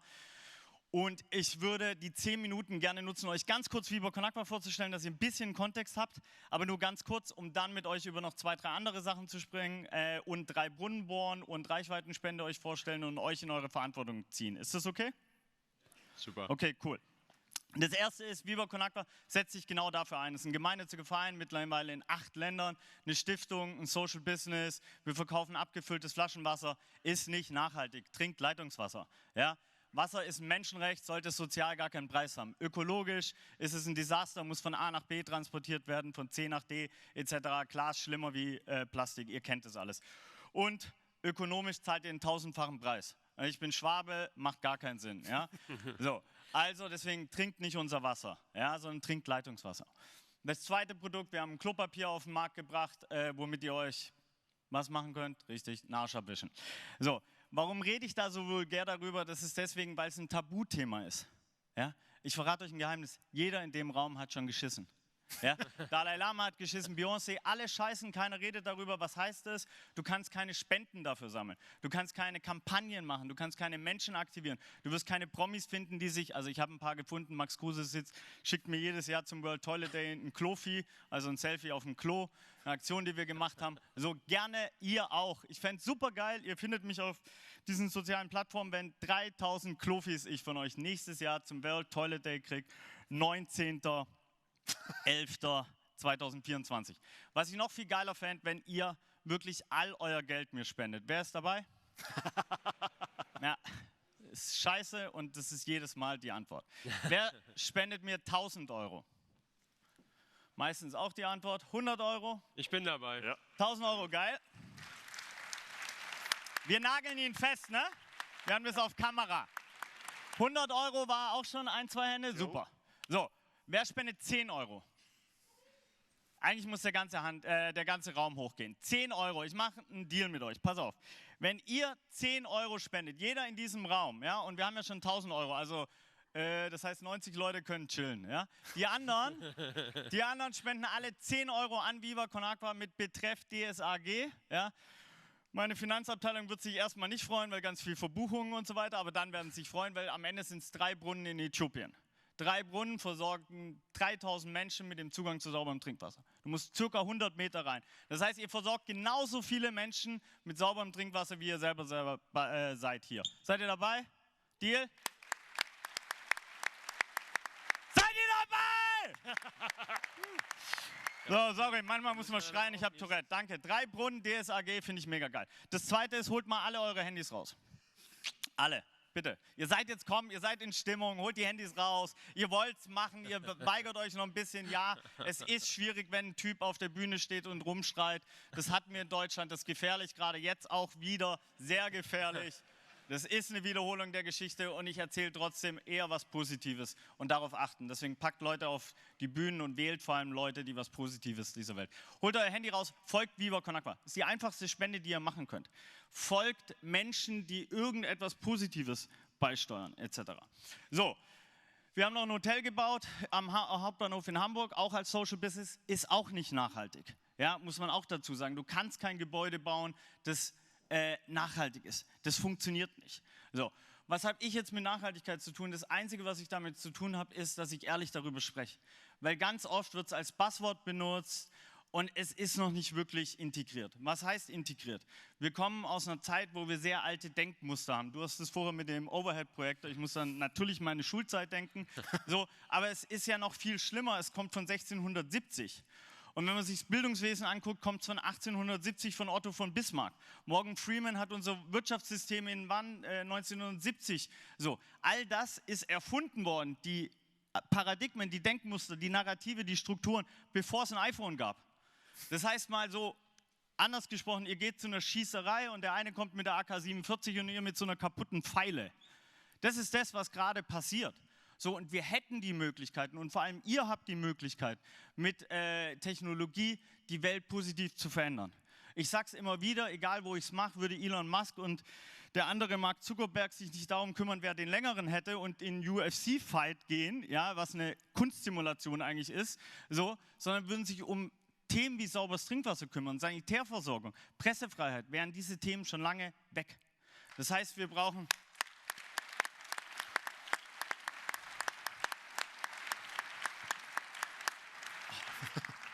auf euch 3 Brunnen, richtig geil, ich nagel euch da alle fest, ne? Ich hole mir irgendeine Teilnehmerliste, exportieren aus SAP, habe ich gelernt.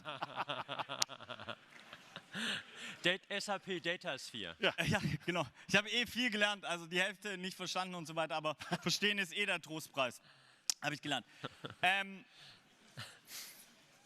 Reichweitenspende haben wir, 3 Brunnen haben wir. So, was könnt ihr jetzt noch machen? Ihr habt eine Verantwortung und zwar, das habe ich erst heute wirklich auch nochmal gelernt, wer ihr seid so ein bisschen und was so eure Jobs sind und so weiter. Ihr sucht die Technologiezentren raus. Ihr habt da ein Mitspracherecht. Was passiert? Jürgen, ne, wenn ich es richtig verstanden habe, du bist CTO. Ja. Habt ihr einen CSO, Chief Sustainable Officer? Habt ihr. Deswegen großer Applaus, weil ich glaube, ohne Scheiß, ich meine es ernst, bitte großer Applaus. Weil ich wusste es nicht, weil normalerweise ist das mein Beispiel für nicht Real Talk. Weil wenn du nämlich nicht Sustainability ganz oben im Vorstand angedockt hast, dann wird es nicht quasi in der Entscheidungsfindung eine Rolle spielen.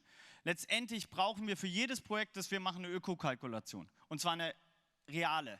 Genauso, das ist mein Lieblingsbeispiel, aber so ein TikToker, also 2 TikToks müsste ich euch erzählen. Wer hat TikTok hier im Raum? Ja, mein herzliches Beileid, ich leider auch. Ja, es ist eine weitere Plattform, die wir füttern müssen. Was möchte ich sagen? Ein Kumpel von mir, der ist sehr erfolgreich auf TikTok. Wenn der einen TikTok postet, dann ist es genauso schlimm, wie wenn ich jetzt in der Business Class nach Japan fliege und zurück. Von der Viralität. Das muss man sich, ne? Das heißt, auch jedes Mal, wenn jemand über Nachhaltigkeit auf den sozialen Plattformen kommuniziert und das viral geht, dann hat es eigentlich auch wieder, darüber wird noch gar nicht gesprochen. Das ist im Mainstream überhaupt nicht angekommen, das ist bei euch angekommen, glaube ich. Das zweite TikTok, was ich sagen will, ist ein Engländer, der von London nach Mallorca oder Ibiza geflogen ist und ein Sixpack auf der Insel getrunken hat und es war billiger inklusive Flug, als hätte er es in London getrunken. Und das zeigt die Absurdität unserer Welt, weil die Öko-Thematik ist nicht integriert in den Preis. Und es ist bei den meisten Produkten so, egal ob es Auto ist oder ihr könnt durchjagen, hast du keine saubere Ökokalkulation. Und erst wenn wir das haben, haben wir überhaupt eine Chance, den großen Herausforderungen des 21. Jahrhunderts gerecht zu werden. Und ihr sitzt ja quasi dort, wo entschieden wird, welches Wasser benutzt wird. Ihr wisst vielleicht, dass 2030 die Stadt Frankfurt keine Chance mehr hat, mit den Technologiezentren, die drumherum gebaut wurden, die Menschen mit sauberem Trinkwasser zu versorgen. Ja? Also mein Beispiel war Uganda. Ich war ja vor 2 Wochen gerade in Uganda, dort im Yumbe District, ja, wo die Menschen aus dem Wasserloch. Genau das, ohne jetzt euch zu viel Angst zu machen, ja, aber blüht natürlich Deutschland auch, wenn wir uns da nicht weiterentwickeln. So, und woher sollen wir das wissen? Das Wissen haben wir erst seit kurzem, nur jetzt müsst ihr handeln. Und zwar vorausschauend und sehr, sehr strategisch. Das ist genauso dumm wie, was spült ihr die Toilette runter? Sauberes Trinkwasser, 8 Liter. Ja, und es ist doch irgendwie lösbar. Also wenn SAP solche Sachen bauen kann, könnten sie auch Toiletten bauen, die komplett ökologisch, ohne Wasser und so weiter. Nicht, dass es eure Aufgabe ist, ja.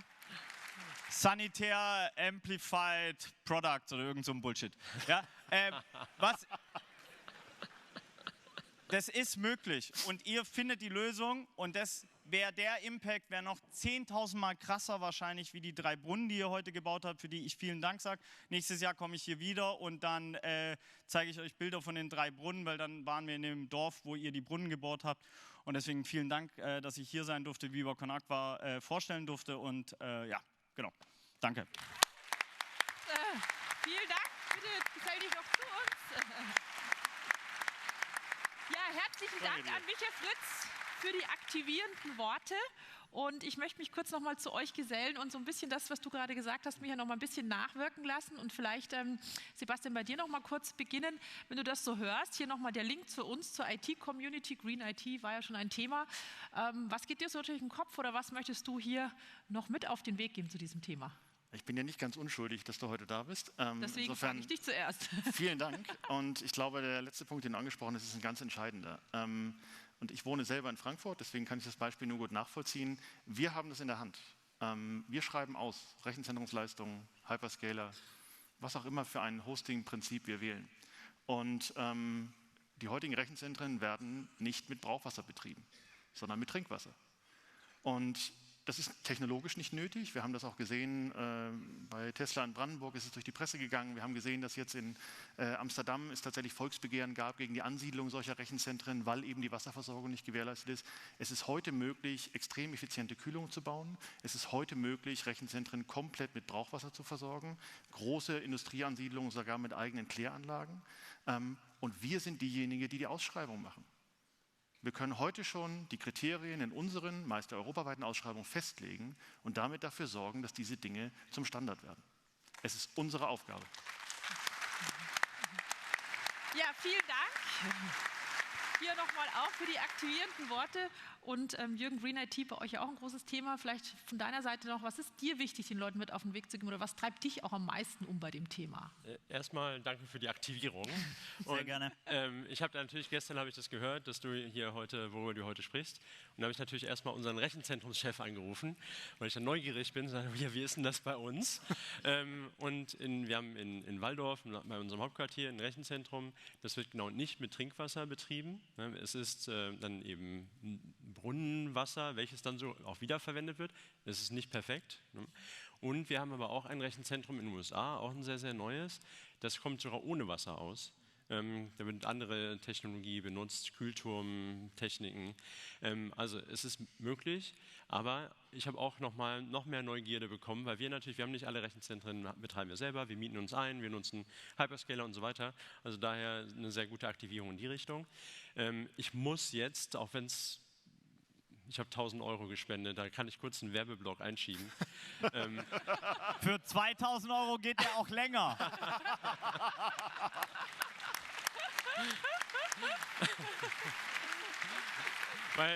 Weil du natürlich was ganz Wichtiges ansprichst. Man muss erstmal Transparenz haben. Heute gibt es diese Transparenz häufig nicht. Und wir haben als SAP Cloud for Sustainability, wir haben Lösungen, um diese Transparenz zu schaffen. Denn sehr, sehr viele Bestellungen, Ausschreibungen und so weiter, Logistik, läuft eben durch SAP-Systeme.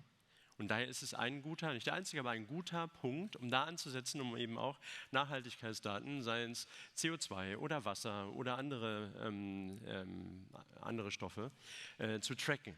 Und daher haben Sie sehr, sehr gerne in dem Kontext einen Blick in unser Sustainability-Portfolio, welches da eben auch unterstützt. Also überhaupt das Tracking von Daten rund um Sustainability wird ja immer wichtiger. Wir brauchen Daten, wir brauchen dazu die Technologien. Großes Thema. Also insofern herzlichen Dank nochmal auch an euch beide, Sebastian und Jürgen, für das kleine Blitzlicht rund um das Thema Green IT. Und natürlich, Michael Fritz, ganz herzlichen Dank nochmal an dich für die Keynote und die Aktivierung hier im Saal. Der Applaus ist deiner, bevor wir dich kurz verabschieden dürfen. Vielen Dank. Dankeschön für die 3 Brunnen. Tschüss. Michael Fritz. Danke. Tschüss. Herzlichen Dank. Ja, und damit, ich darf euch beide bitten, hier zu bleiben, denn wir kommen jetzt zu einem ganz spannenden Thema. Und auch hier kann ich versprechen, ist das Thema Nachhaltigkeit auch ein wichtiges Thema gewesen.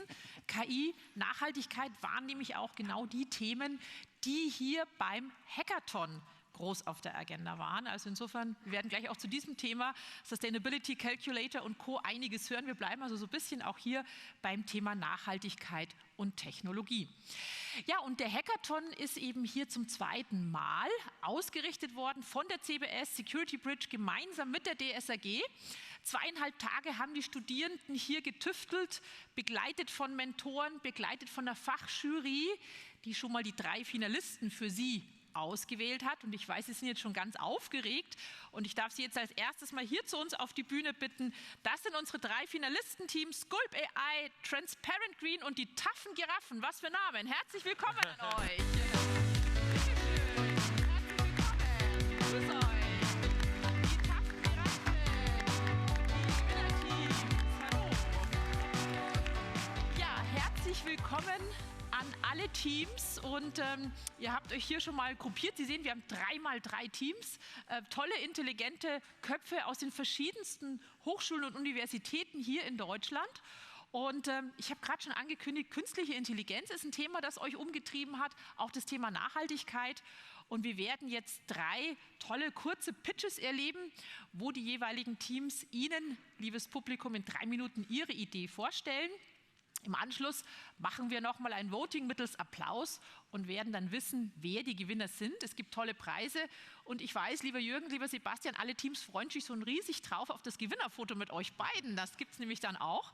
Und damit würde ich sagen, legen wir los. Wir beginnen mit dem ersten Team Gulp AI. Ihr habt euch das Thema Chatbots mit Large Language Models auf die Fahnen geschrieben. Und seien Sie nun gespannt, liebes Publikum, wir drücken die Daumen für die Gulp AI. Bitteschön, euer Applaus.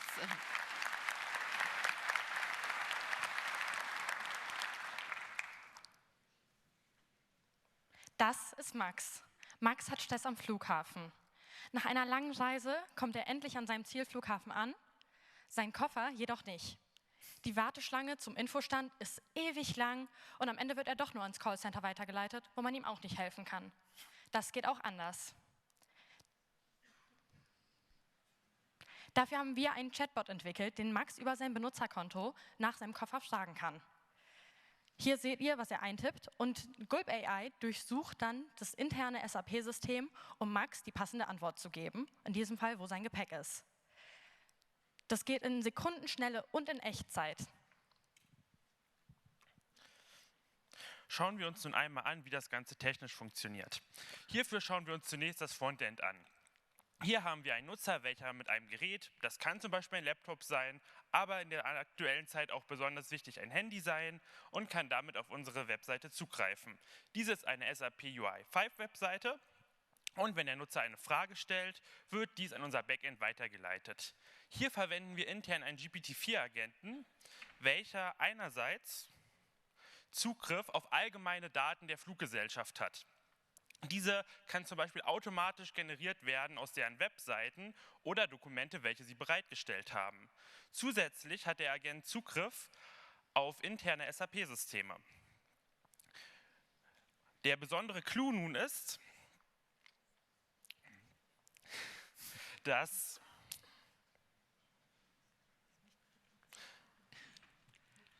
das ist unglaublich modulär auf. Applaus, genau für dich, da war ich ein bisschen nachdenken.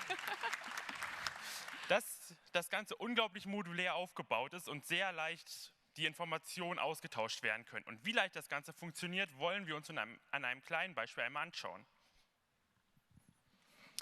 Also, jetzt sehen wir, wie wir eine Frage stellen, die der Chatbot nicht beantworten kann. Wie schwer darf mein Gepäck maximal sein? Der Chatbot hat die Information nicht, jetzt geht es darum, die Information irgendwie hinzuzufügen. Wir gehen also auf die Lufthansa-Webseite zum Beispiel, kopieren einfach die URL und fügen sie dann ins Panel ein, als Datenquelle. Genauso wie man auch SAP-Dienste direkt hinzufügen kann. Wir haben sie hinzugefügt, der Chatbot hat die Information innerhalb von ein paar Sekunden und jetzt fragen wir nochmal. Und jetzt kriegen wir die Antwort mit bis zu 32 Kilogramm. Es funktioniert aber nicht nur in diesem Kontext. Es funktioniert nicht nur Business to Business, Business to Client oder Business intern. Wir haben einmal Kfz-Reparatur zum Beispiel, wo man direkt den Status abfragen kann, der intern so oder so schon getrackt wird. Dann haben wir einmal zum Beispiel das Einstellen von Fachkräften. Hey, ich bin Student, ich habe meinen Bachelor durch, ich würde gerne wissen, welcher Job bei der SAP die beste Work-Life-Balance hat. Und ja, Work-Life-Balance ist vielleicht, das ist, wenn man neben der Arbeit noch Zeit für andere Sachen hat. Aber dann haben wir noch sowas wie Fachkräfte einarbeiten zum Beispiel, wo man einfach direkt am Anfang Fragen fragen kann, die dann in PDFs zum Beispiel stehen und die können einfach eingebettet werden. Wieso unsere Lösung? Wir sind effizient, wir sind kostengünstig, wir haben Modularität, man kann hinzufügen, was man will, sehr einfach. Und wir haben Datensicherheit. Man kann alles sogar komplett lokal laufen lassen. Man muss es nicht auf externe Server packen, man hat es lokal. Und falls Sie Fragen haben, können Sie später auf uns zukommen. Und hier noch ein Beispiel, das ist der SAP-Chatbot gerade. Dankeschön. Herzlichen Dank an die Gulp AI. Wunderbar. Gib dir Mikro einmal weiter. Super gemacht. Das war das Team 1 Gulp AI. Herzlichen Dank für die Präsentation. Ja, und wir haben es gerade schon gehört, Thema Nachhaltigkeit treibt alle um. Die Daten, die CSRD-Richtlinie, Lieferketten-Sorgfaltspflichtengesetz, jede Menge gilt es zu tun, brauchen Technologien. Deswegen habt ihr uns was mitgebracht zum Sustainability Calculator. Transparent Green ist euer Name. Bitte schön. Danke, Anna. Für 71% der Verbraucherinnen und Verbraucher ist Transparenz ein entscheidendes Kaufkriterium für nachhaltige Produkte. Wenn diese Flasche hier Ihr Produkt ist, können Sie Ihrem Kunden sagen, wie viel CO2 bei der Herstellung entstanden ist. Die eigene Fertigung, klar, das kriegen Sie gemanagt. Aber die gesamte Supply Chain, Rohstoffe, Lieferanten, Partnerunternehmen, hier stehen wir vor großen Herausforderungen. Das liegt vor allem an der heterogenen Datenlage aus zahlreichen Quellen. Klar, auf Lieferscheinen oder Stromrechnungen, da stehen nicht so einfach CO2-Werte drauf. Diese Daten müssen aufwendig aufbereitet werden und das erfordert spezifische Strategien. Und das Ganze ist in der Regel sehr arbeitsintensiv und von manuellen Prozessen getrieben. Diesen Herausforderungen stellen wir uns gemeinsam mit Ihnen. Wir sind Transparent Green und wir integrieren, analysieren und kommunizieren die Nachhaltigkeitsdaten Ihres Produktes. Mit uns können Sie ganz einfach den CO2-Fußabdruck des gesamten Produktlebenszyklus abbilden. Doch wir schauen uns das Ganze einmal genauer anhand von Transport- und Logistikdaten an. Nehmen wir an, Sie bekommen Daten von Ihrem Lieferanten ohne CO2-Angaben.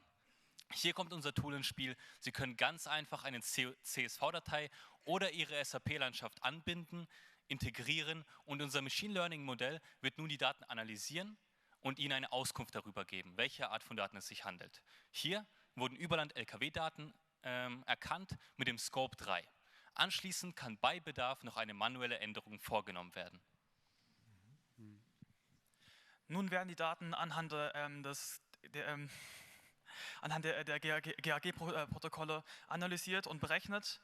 Und wir können jetzt das sehen anhand von diesem Dashboard. Und wir können jetzt nochmal einen Schritt weiter gehen, das Ganze zum globalen Management-Dashboard hinzufügen. Und wenn es jetzt fertig ist, dann gucken wir uns jetzt mal die komplette Gesamtperspektive an. Und wir können sehen, dass eben nicht nur die vorhin berechneten Transportemissionen da sind, sondern eben der CO2-Fußabdruck des kompletten Produktlebenszyklus, eingebettet in Ihr SAP-System. So haben wir bereits 2 unserer 3 Versprechen an Sie erfüllt. Aber Sie fragen sich sicher, wie kommunizieren Sie diese Daten jetzt an den Kunden? Meine sehr verehrten Damen und Herren, das hier ist unsere Vision eines Digital Product Passport. Mit diesem digitalen Produktpass können Sie Ihrem Kunden einfach und transparent die eben beschriebenen CO2-Werte über den gesamten Produktlebenszyklus zukommen lassen. Machen Sie doch genau diese Daten transparent auf Ihren Produkten, zum Beispiel direkt mit einem QR-Code. Helfen Sie Ihren Kunden, sich richtig zu entscheiden, sich für Sie zu entscheiden. Mit unserer Vision des digitalen Produktpass. Und wenn Sie sich selbst noch überzeugen möchten, dann scannen Sie doch gerne mal den QR-Code und werfen Sie selbst einen Blick rein. Vielen Dank. Vielen Dank, Transparent Green. Klasse. Mikro weitergeben.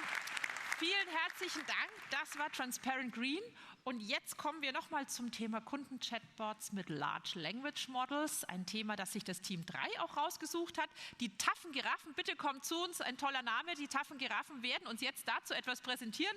Auch an euch herzlich willkommen und eine tolle Präsentation. Wir drücken die Daumen. Applaus für euch.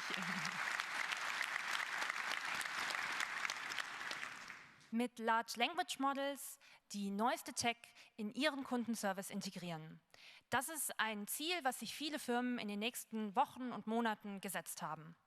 Wir haben uns schon die letzten Tage ein wenig mit diesem Thema beschäftigt, und zwar mit dem höchsten Standard des Kundenservice, mit der Crème de la Crème, mit Callcentern. Wir präsentieren also unsere KI-Alternative zu Callcentern, Call.ai. Call.ai. Call.ai ist ein Telefon-Chatbot, der mit Live-Daten aus Ihrem SAP einen exzellenten Kundenservice rund um die Uhr bereitstellen kann über Large Language Models. Ja, hier haben wir jetzt ein Video, was nicht... Keine Internetverbindung. Sam, ich glaube nicht, dass wir das Problem jetzt lösen können. Lass mich mal schnell den Kundensupport anrufen. Ja, da bin ich mal gespannt.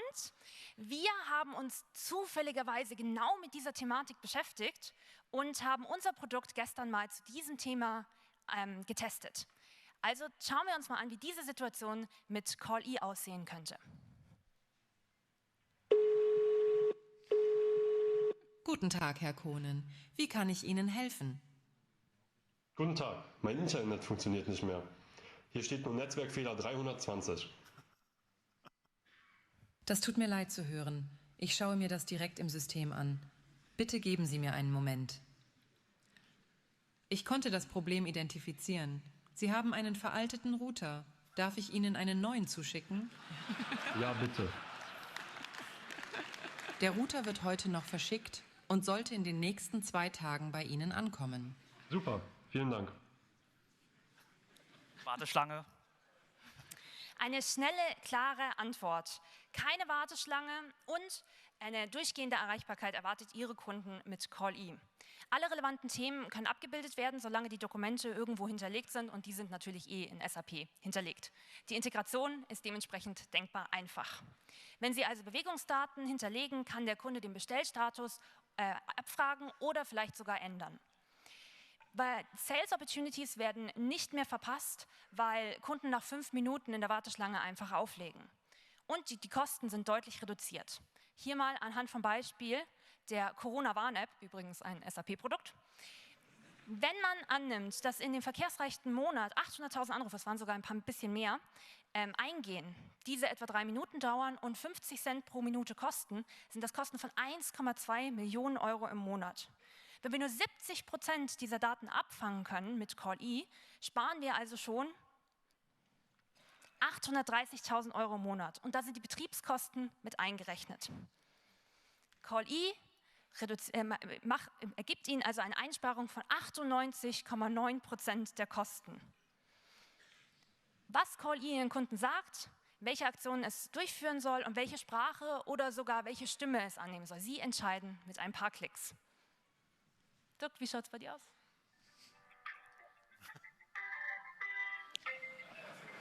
Vielen Dank. Herzlichen Dank an die taffen Giraffen. Wunderbar.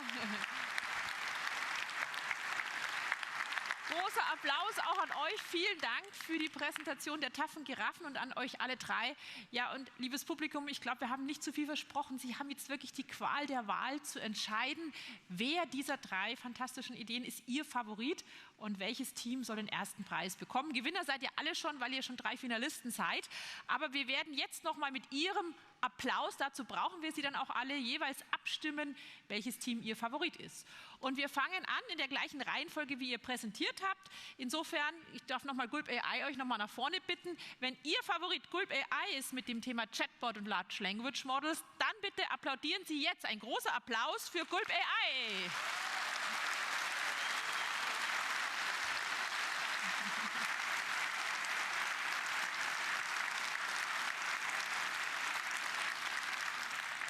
Vielen herzlichen Dank an Gulp AI. Ich glaube, unsere Technik hat schon gemessen. Damit machen wir weiter mit Transparent Green. Ich darf euch auch noch mal nach vorne bitten, wenn Sie sagen, Nachhaltigkeit ist mein Thema und der Sustainability Calculator von Transparent Green. Wenn das Ihr Favorit ist, dann jetzt einen großen Applaus für Team 2.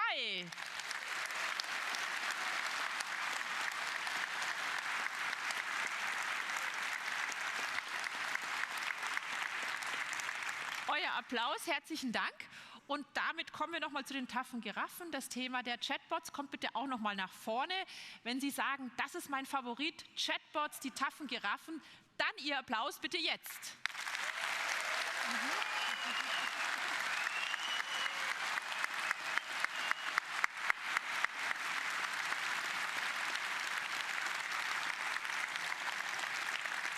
Vielen Dank. Ich darf euch auch noch mal hier mit uns dazu bitten. Und ja, ich habe schon eine Tendenz rausgehört. Wir warten aber natürlich auf das genaue Ergebnis der Technik. Und ich möchte jetzt noch mal ein bisschen was von den Teams in der Zwischenzeit erfahren. Also ein bisschen hinter die Kulissen blicken. Und es war ja ganz schön aufregend, hier zu präsentieren. Aber ich darf euch mal fragen, woher kommt ihr eigentlich? Wir sind alle von der TU Berlin. Wir kennen uns aus der gleichen Studierendeninitiative. Alle aus der TU Berlin, wunderbar, aus der Studierendeninitiative, sehr schön, also aus Berlin. Jetzt frage ich hier noch mal in die Runde, vielleicht hat sich der eine oder andere gedacht, die 3 Jungs, die kenne ich doch, oder? Die haben nämlich letztes Jahr hier auch schon gewonnen und mitgemacht. Was hat euch bewogen, wieder mitzumachen? Auf jeden Fall die großartige Erfahrung hier. Wir haben viele neue Leute kennengelernt, sowohl letztes Jahr, aber eben auch dieses Jahr. Und auch die Möglichkeit, einmal vor CI auszupitchen, auf dieser großen Bühne zu pitchen, das nimmt man gerne mit. Und direkt neben Jürgen Müller zu stehen, gell, ist auch nicht verkehrt. Ja, wunderbar, sehr schön. Dann frage ich hier mal weiter, wie seid ihr auf eure Idee gekommen? Oh, das ist eine gute Frage. Ich glaube, ich würde die Frage einfach mal an Janis weiterleiten. Okay, warst du da? Delegieren muss man auch lernen. Bist du der Ideengeber? Wir hatten uns gedacht, Chatbots kennt mittlerweile jeder, aber so einen richtig guten Anruf-Chatbot, den hat man wahrscheinlich noch nie gehört. Aber die sind jetzt seit neuestem möglich, also wollten wir das mal zeigen. Okay, sehr schön. Und woher kennt ihr euch? Darf ich dich nochmal fragen? Wir kennen uns von anderen Hackathons, also haben schon bei anderen Wettbewerben teilgenommen. Okay, wie oft habt ihr schon mitgemacht? Oh, unterschiedlich. Das ist jetzt für mich der 3. Okay, also ihr seid auch schon erprobt. Eine spannende Runde aus ganz Deutschland. Und an der Stelle danken wir natürlich auch nochmal allen Mentoren der Fachjury, die die 3 Gruppen so wunderbar gecoacht haben und mitgemacht haben und euch so wunderbar durch diese Zeit begleitet haben. Großer Applaus.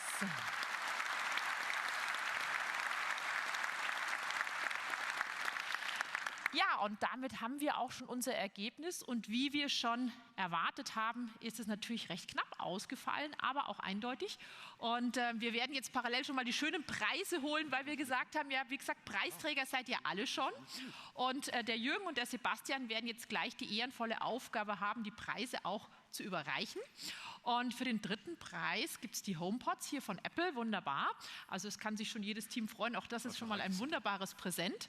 Und ja, damit wollen wir das Geheimnis lüften. Gewinner des 3. Preises, der HomePods Mini, ist das Team Transparent Green. Der Preis geht an euch. Glückwunsch, ihr seid eh schon Gewinner. Schön, euch wiederzusehen. Schön, dass ihr wieder dabei wart. Ja. Noch ein kleines Gewinnerfoto mit euch und Sebastian und Jürgen. Genau. Seid ihr tatsächlich fertig? Hier werden die Preise überreicht. Vielen Dank, dass ihr wieder dabei wart. Und ich darf euch bitten, noch mal alle in die Kamera zu schauen, damit wir ein schönes Gewinnerfoto von euch haben. Genau. So, einmal schnell ein Foto und dann geht es nämlich auch gleich weiter. Das Gewinnerteam, wie gesagt, 2-mal schon mitgemacht. Letztes Jahr hier unter den 3 Finalisten gewesen und dieses Jahr wieder. Also ganz großartig. 2-mal schon mit dabei, 2-mal schon gewonnen. Herzlichen Dank an euch und große Gratulation. Nochmal euer Applaus.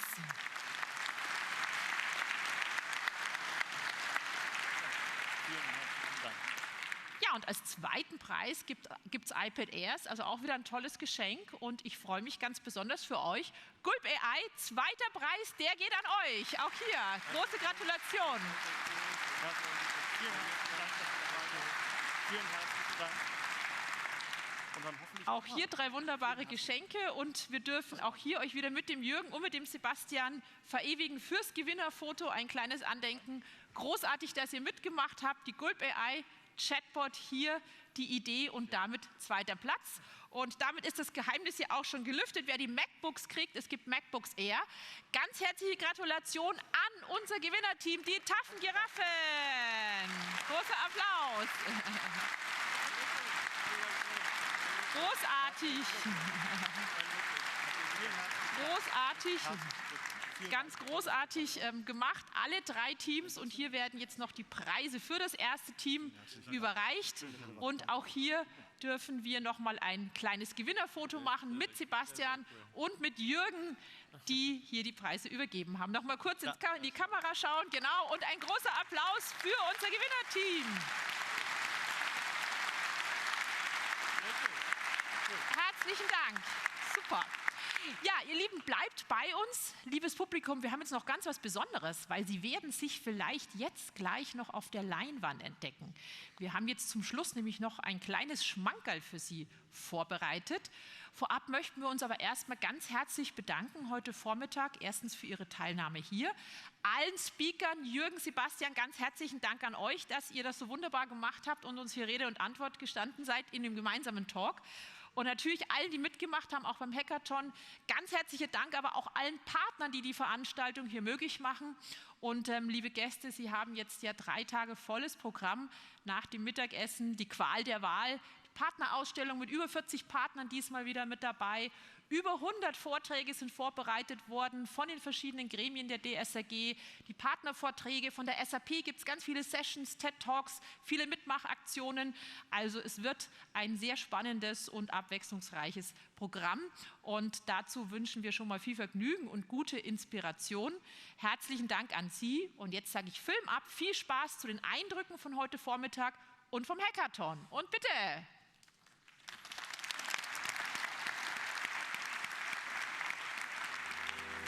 Die Die DSAG engagiert sich für die Nachwuchsförderung und fördert aktiv junge Talente. Der zweite DSAG Hackathon hat erneut gezeigt, dass der Nachwuchs den ExpertInnen in nichts nachsteht. Gratulation an das Gewinnerteam für ihre innovativen Ideen.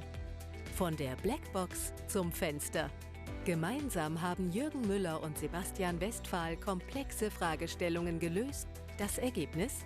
Vielfältige Themen, spannende Diskussionen, konkrete Forderungen und vielversprechende Ankündigungen. Herzlichen Dank! Gemeinsam lässt sich mehr erreichen. Auf eine starke digitale Zukunft. Die Mehr von Sustainability war gestern. Heute hat Micha Fritz von Viva Con Agua die Blackbox zu Nachhaltigkeit und Green IT geöffnet. Die DSAG ist mehr als ein Verband. Sie ist ein dynamisches Netzwerk. Das entscheidende Element? Die Community. Öffnen Sie Ihre eigene Blackbox und tanken Sie das Wissen von mehr als 3000 Teilnehmenden. Auf spannende Gespräche, informativen Austausch und neue Kontakte. Danke an die Moderatorin Prof. Dr. Annek Frehrer, die durch den heutigen Vormittag geführt hat. Herzlich willkommen zu den DSAG Technologietagen 2024.